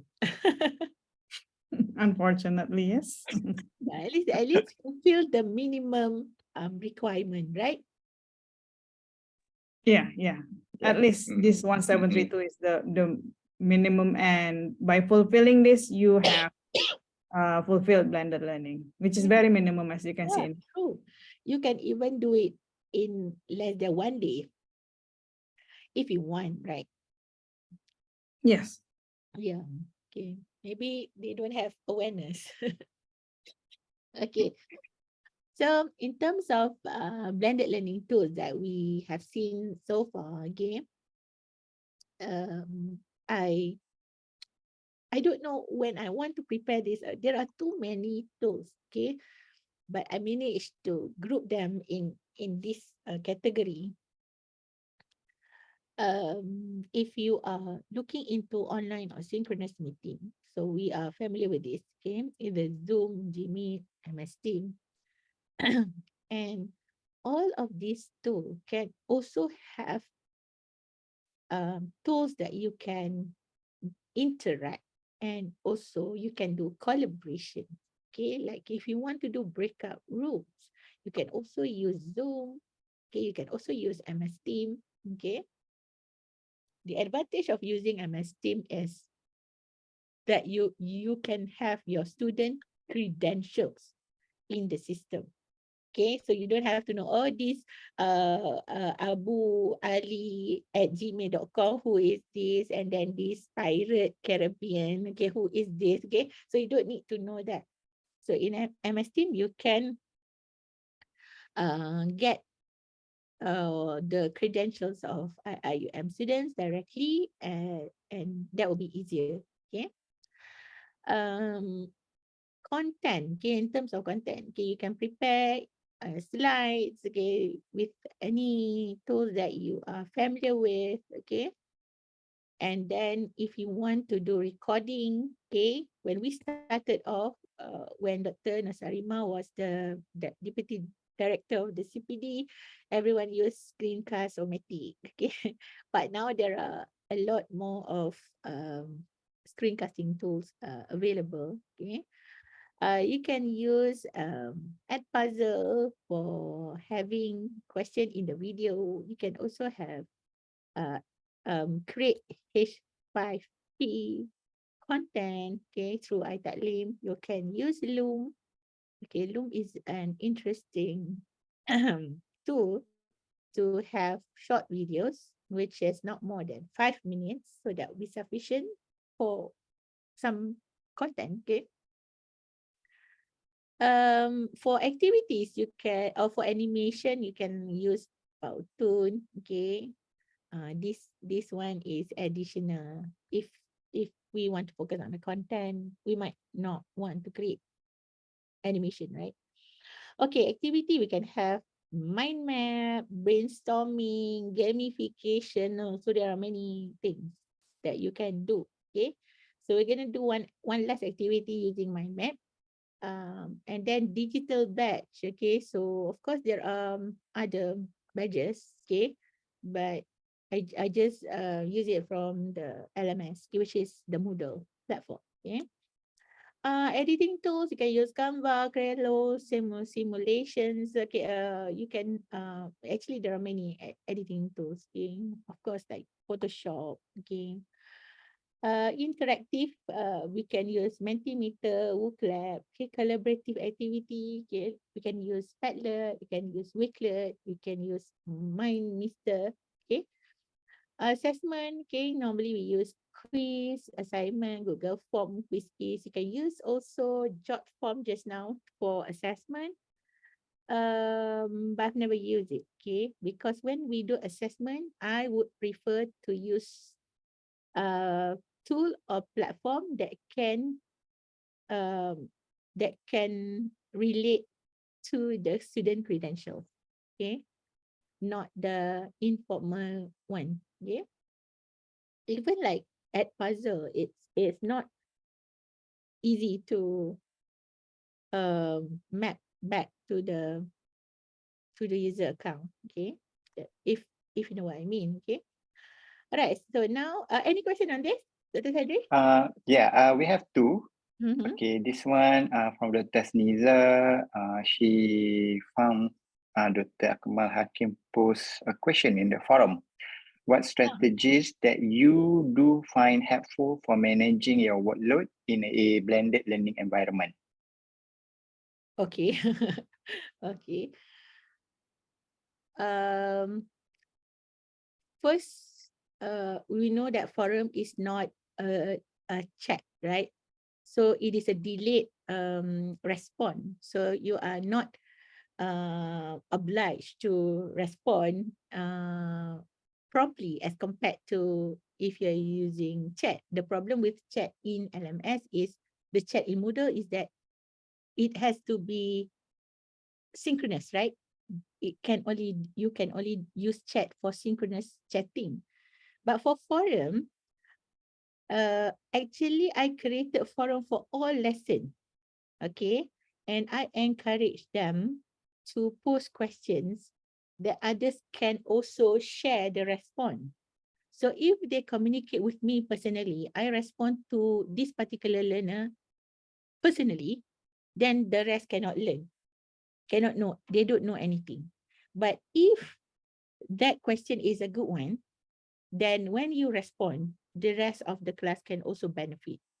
Okay, at one point, I got good response, good question from the forum, and I remember I thought to myself that this forum is a good platform only if you have good question or good response to it.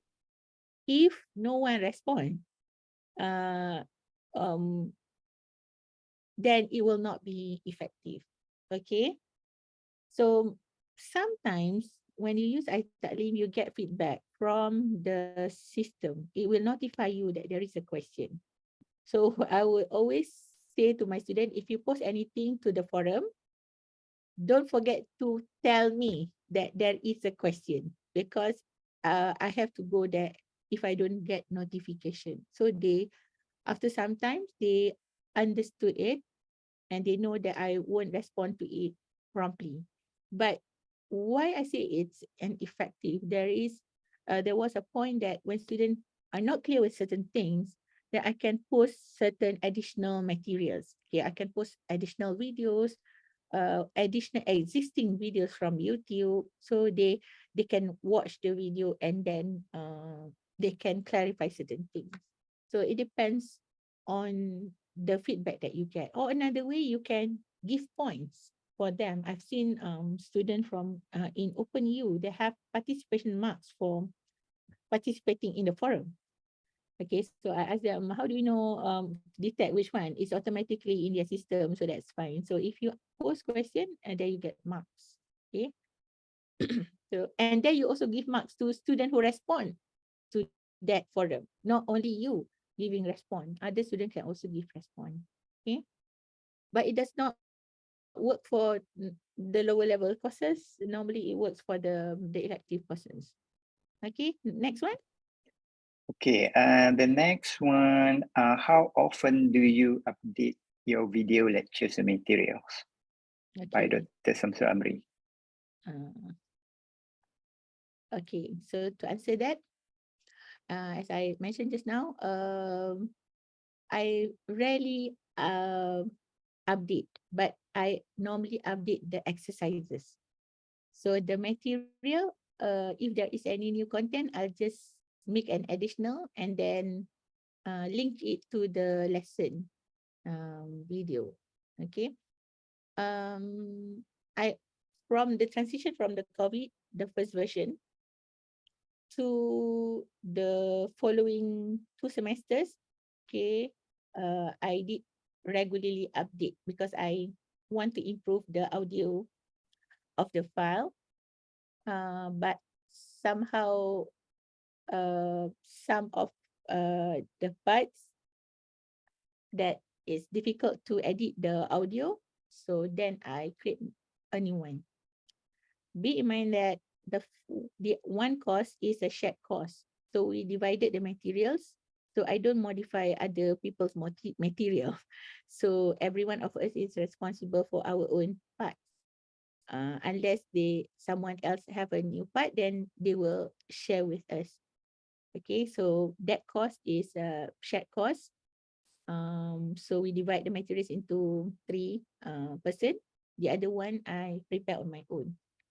Okay, that one I have managed to actually create a new version of all the slides. Okay, in the previous semester, because I use a different slide. Okay. Right. Okay, another question from me lah. Okay, you just now in the continual process Improvement. improvement. So I look at the rubric. Did you design the rubric on your own, or you get it from? You mean I said this, is it this one? Wait. This one. Yeah, the criteria. Yeah, this one is from another institute. Okay, so because I don't think we are at this level to be reviewed like this yet. Okay, so if we are at certain status, then it's okay. It's like if you come and review my course, maybe you cannot achieve many of these things like ethical things. Okay, like course materials provide information about how students with disabilities may receive accommodations. I don't deal with this yet. Okay, I don't know how to deal with this yet, right? So then they have, let's say, feedback here and all. So this one is used in University of Central Florida. Okay. Because I found this interesting. Maybe in the future, CPD might want to do something on this. Or the standardized one, yeah. Yeah, or Come maybe, up with the standardized one. yeah, or maybe the ministry has already defined one. I don't know. Okay. So finish all the questions? Yeah. Okay, now see.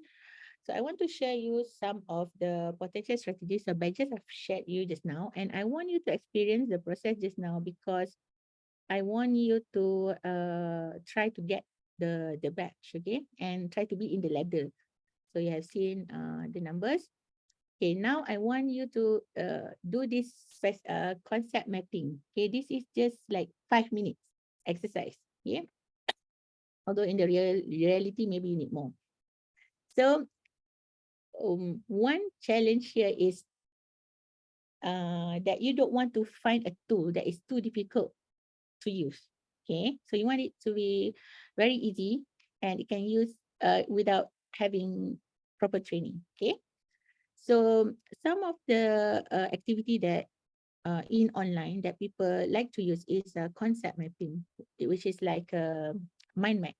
Okay, so just to experience this concept mapping activity so that you can try out in your course, create a concept mapping of blended learning, okay, based on whatever you have seen so far. Try to draw something using any tools. Okay, so these are the recommended one.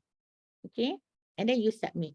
Okay, so let's have in, let's say, 5 minutes. Okay, so go through this mind mister. This is quite interesting too because the mind map is quite nice. So let's say you lecture on something or you have pre-recorded video and the content is quite a lot. So you want them to summarize the whole content using a mind map and submit. Okay, so what kind of assessment that you can do for that kind of activity? So I provided a rubric for it. Okay. Okay. So you can have the link in the ICT link as well. Here we have activity 2, concept mapping. Yeah, here Miro or both are easy to use. Okay, I don't know. Okay, so let's say here, so you have one topic, you can click here and type. It will automatically generate, let's say, a topic one. Okay, then from here you have, let's say, one. Okay, subtopic. Okay, just make a dummy thing. Then you get some mind map. Okay, then you export or export. Okay, so export. Okay, export to just document outline. Here. Export. I think document outline. Which one is the personal image file? Okay, My computer. Oh no, this is oh, if document outline, see document outline. My Mac for me. Minus the mine. What is this output?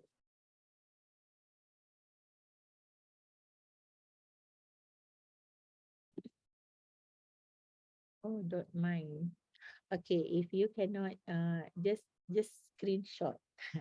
That's the easiest way if you cannot export because it's a free, it's not a free tool, right? Okay.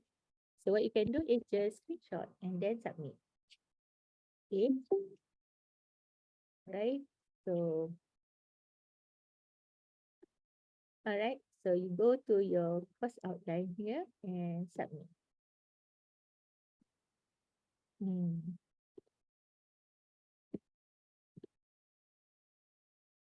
Okay, so I said just now, don't worry so much about the content. Okay. Okay. Yeah. Okay, go to English.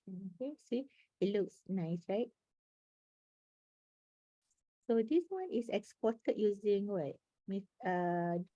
By Hakim. I screen captured it and I put it in PDF format. Okay, good. Okay. So that's the last resort if you cannot export it to any format. Okay. Miro is also quite easy to use.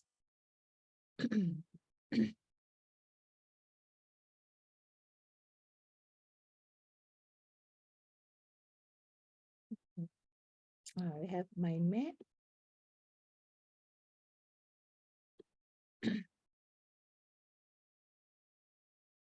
Different. The only thing that we have to make sure is what is the constraint, especially if you are using the free one, right? What is the blended learning? Okay. So here we can have so normally the tool is going to help you to be more productive in achieving the task that you want. Okay. All right. So when you submit this, you'll get another badge. Okay. So while doing that, so I have like a few tips, okay, before we finish the training. Okay. Technology is a vehicle. It's not a destination.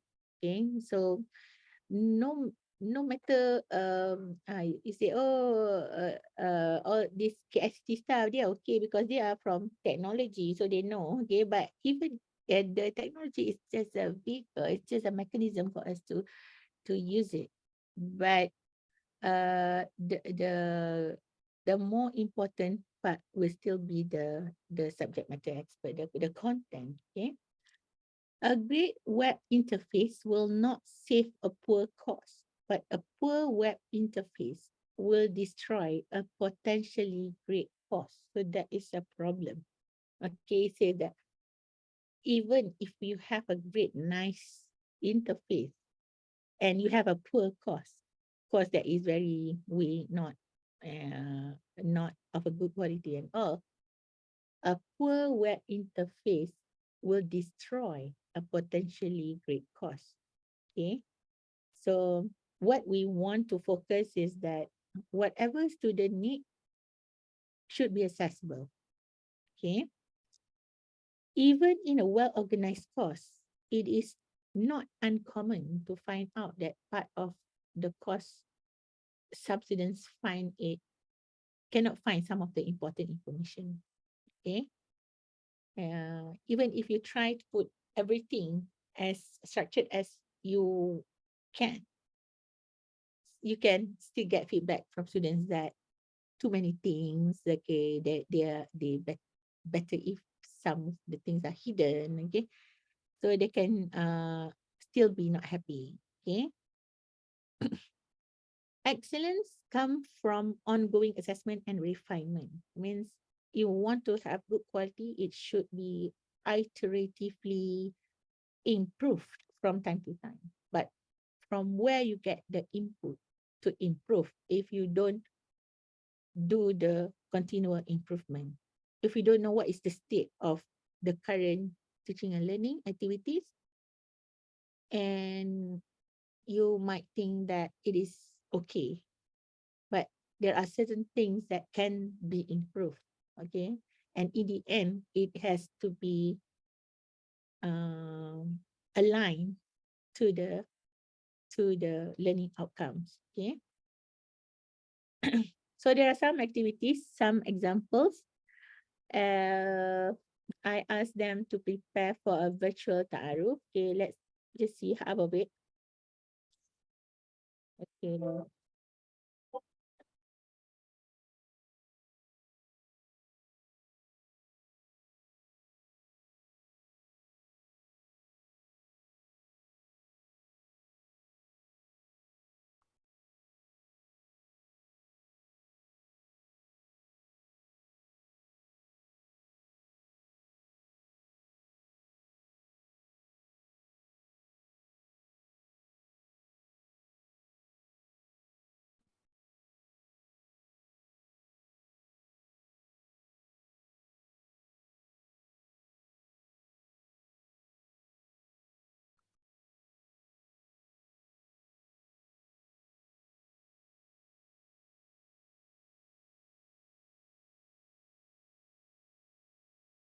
But Azlin, the video doesn't have any sound, right?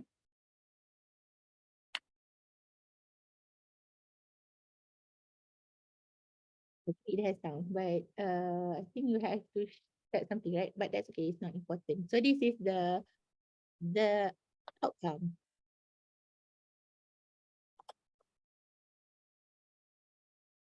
Okay, so from the exercise just now, so they have to prepare something and they have to post it to this one was when COVID time that people cannot see each other. So in order for them to make a group, so I put the initiative so that they know each other and they can communicate to find out their team members.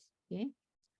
So another tool is Socrative. So Socrative, I like it because when you want to discuss it in the class, you can see the percentage of students who get it correctly and the wrong percentage, so that you can know there are still students who got it wrong, and you can clarify in class why do you think this is. They don't have to mention that they are the one who made the mistakes, but you can clarify with them what makes they think that this is the answer rather than the real answer. So when they answer, then then you can relate why they think this is not functional requirement, for example. Okay, so this is another example. So now you see that, okay, quite a number of percentage think that this is not quality requirement. So you can ask in the class, okay, in the face-to-face class, based on the result, why do you think this is functional requirement? Okay. So another one, I have a student to prepare presentation using Loom. Okay. Loom can limit the video to only 5 minutes, but the advantage is that student can give feedback at the specific second. Okay, so if the presenter is talking about certain point and they don't understand, so they can post the question in the exact second. This is similar like YouTube. Okay, but why I don't use YouTube? Okay, so I just use Loom. So that, and you can transcribe the presentation and others, and you can give feedback to the presentation. Okay, is that this one why they have lots of questions? Because if they post question, they will get a participation marks. Okay, so another one, when I have a group to present in the class, so they have prepared the material as a like an assignment, then they have to come to the class and present, and the rest of the audience in the class, they have to post question in the Wakelet. So you can use any platform like Padlet, okay? But because my Padlet is already full, so I use Wakelet. So in Wakelet, they will ask question, and then this question is shared on the screen. Okay, so the presenter will look back and forth presentation and then look at the question and answer. Because if you wait for them to ask directly, they might not ask. Okay, so if you say that all the questions posted to this will be assessed, will be graded as participation, then only we can see some interactions. Okay, so that is using Wakelet. Okay, this one, I use a jot form where we have a requirements review activity. So student had to prepare the requirements document. At one point, they will be in groups and they will review other groups' document. So when they review other groups' requirement, they will use this jot form to provide their feedback. So this is a standard document in the industry. So I convert it into a job form. So students fill in this job form. In the end, I ask them to post an evidence of their activity in the job form. So that's why I got their pictures. I rarely ask them for pictures. So this is the only one that I got pictures. Okay. So I think that is all for my part. Okay. And if I were to say one tips, okay, one final tips, okay, for all of you today, I would say that choose the most effective tool to achieve whatever you want. So you need to know what is the activity that you want, which is in line with the learning outcomes, and find one tool that can help you to do that. So basically, that would be my last advice for you to apply in your blended learning journey. So with that, I end the training. Go back to Dr. Sadri.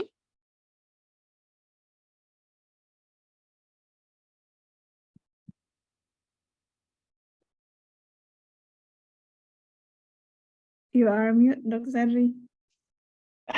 Sorry. Okay, I think we have one last question.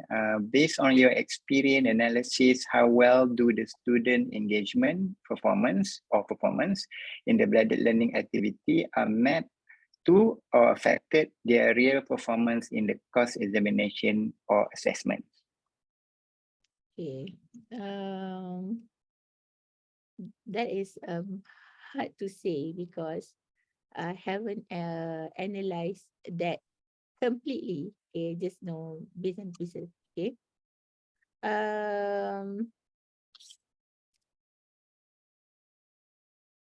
How to say? I think for courses that are high level, it's much more effective since you want them to discuss the topic.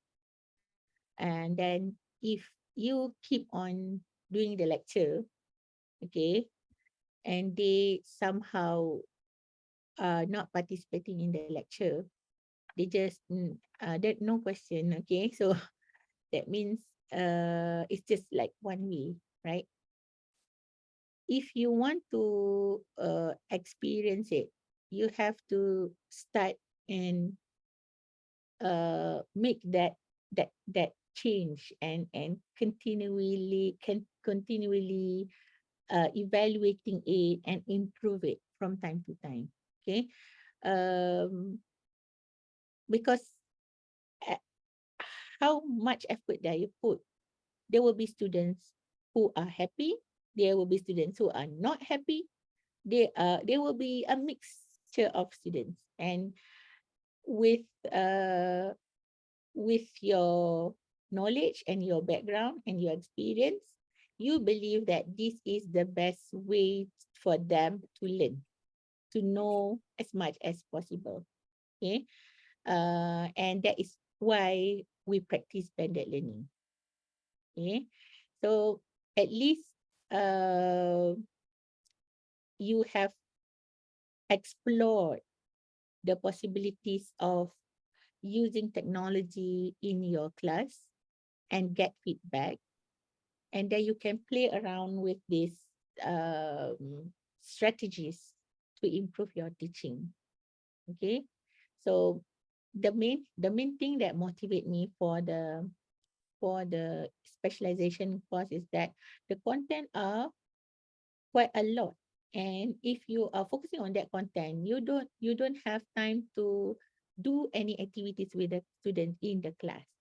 If you ask them to do in outside the class, then you still have to like do some mapping in the class, right? So when are you going to cover the rest of the content?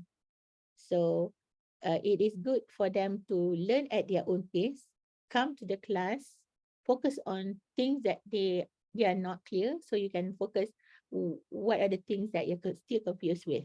Okay, this concept, this concept, this concept. So you focus on that, then do the activities. So I think to answer that, we need to really do a real research to know the effectiveness, right? I think this will be the last one lah, yeah, because we almost come to the 12:30. But our time limit is on 12. Okay, so the last one, Dr. Azlin, from Dr. Muhammad Dana, is blended learning and flipped classroom similar or is it different? Okay, so before I answer this, in the last section of the ITAD link, there is a checklist. Okay, so I want everyone to go there and tick on the checklist. Okay, so if you go to the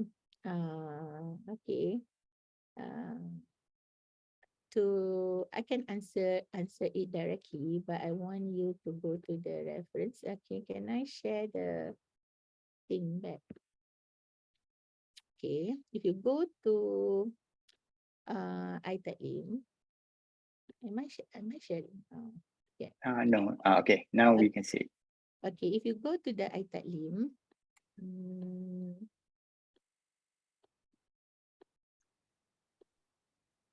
where is my ITAD link?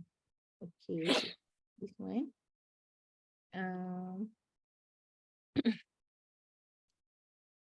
The training models. Okay. See, this is blended learning. Everything under this are blended learning models. Okay, and flipped classroom is one of the model.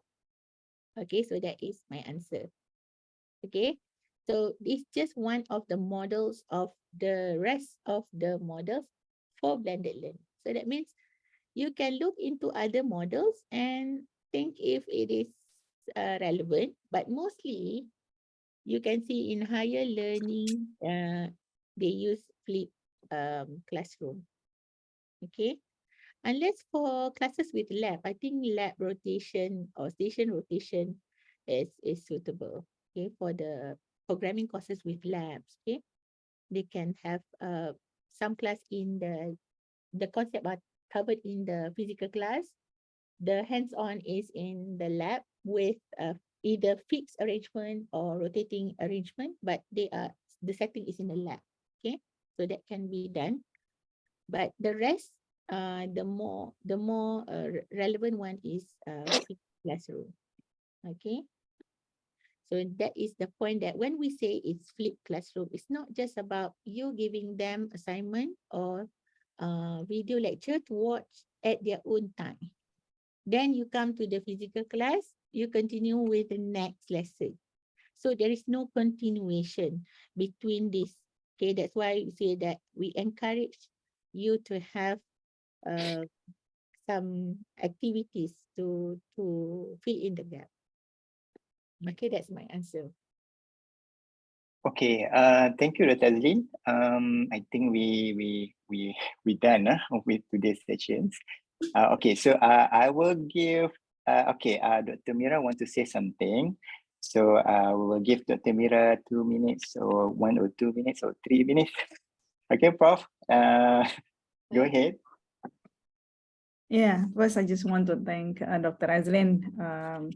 We have a very long journey with Dr. Azlin because we created a course, we created modules in micro-credentials, which by right is supposed to be launched by this year, by last year actually, but because of a few technical reasons, I believe it will be launched soon. But anyway, we have completed developing all the modules. So hopefully for those who miss certain part of the topics today, you can actually have it as a self-paced learning. So, and also I would like to re-emphasize or highlight the point that Dr. Azlin mentioned just now on the technology is supposed to be perceived as something that things with purpose. So when you want to adopt technology, please be mindful, and it has to be purpose driven, not technology driven. Keep in mind that students have to deal with many courses. If every lecturers are experimenting with new tools, then we can imagine how many tools that the students will have to comprehend. So I think let's go back to the purpose. What's the purpose of the tools? Then we pick those tools meaningfully. And also on the why blended learning I have been receiving a lot of sort of misassumptions or misinformations about blended learning. It is not meant to actually make your work harder, but it actually to improve the teaching delivery. So by right, when you have adopted blended learning, you will not only be able to improve the teaching delivery, but you will also be able to learn how the students learn. So because all those things are actually recorded in iTalim, and you can actually see what time the students actually learn, whether the students have actually opened the materials or not, and things like that. So the thing that Dr. Azlin mentioned just now, that is one of the things that we would also want to achieve in blended learning. And last but not least, I just want to highlight on people also, another thing that misconceptions about blended learning is always that it is for IT, which is, I don't think this is true. All kuliah, all disciplines, and in fact, throughout the many years, we have actually showcased blended learning who will actually be able to be adopted by people from kuliah of science, economics, and other kuliah as well. So this is not only for KICT, although 3 of us are from KICT, so happened. All of us from the 3 on the screen is actually from KICT, but this is not for KICT, and we are looking forward to have all of you from different kuliah who would like to share your experience or showcase your iTalim for blended learning effectively. Please reach out to CPD, and we will create the session for you. So again, all the best. Thanks again for Dr. Azlin, Dr. Sadri, and Sister Nurul, the team in CPD. I really appreciate the hard work. May Allah bless all of you for your sincere hard work. So thanks again. Assalamualaikum. All right, thank you, Prof, for the highlight of the key point, and also thank you, Dr. Azlin, for the very good structured blended learning, how we want to implement it. Okay, so some of it I already get the gist, and also we're good to start for the semester 2. Okay, and then thank you so much to Dr. Azlin, Sister Nurul, which is our assistant with the Zoom assistant today, and also Prof. Okay, and okay, so before we end, I would like to remind you to fill in the evaluation form, which is very important for us at the CPD. Okay, normally each training that been conducted, we have to evaluate back the training feedback. And also, okay, so in case that you miss some of the, let's say you have something during the sessions, don't worry, we have the recorded video. Inshallah, after the session, Sister Nurul will email back to all the participants. Okay, and then all right, okay, so I think I already took the photo during the sessions, so we're good with that. All right, so all right, so I think that's it, and let's end our session today, our training today, with citation of Surah Al-As and Tasbih Kifarah.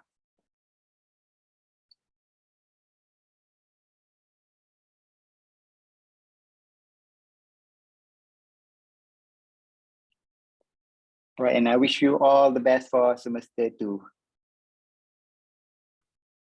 Assalamualaikum. Assalam. Thank you, Sadri. Thank you, Prof.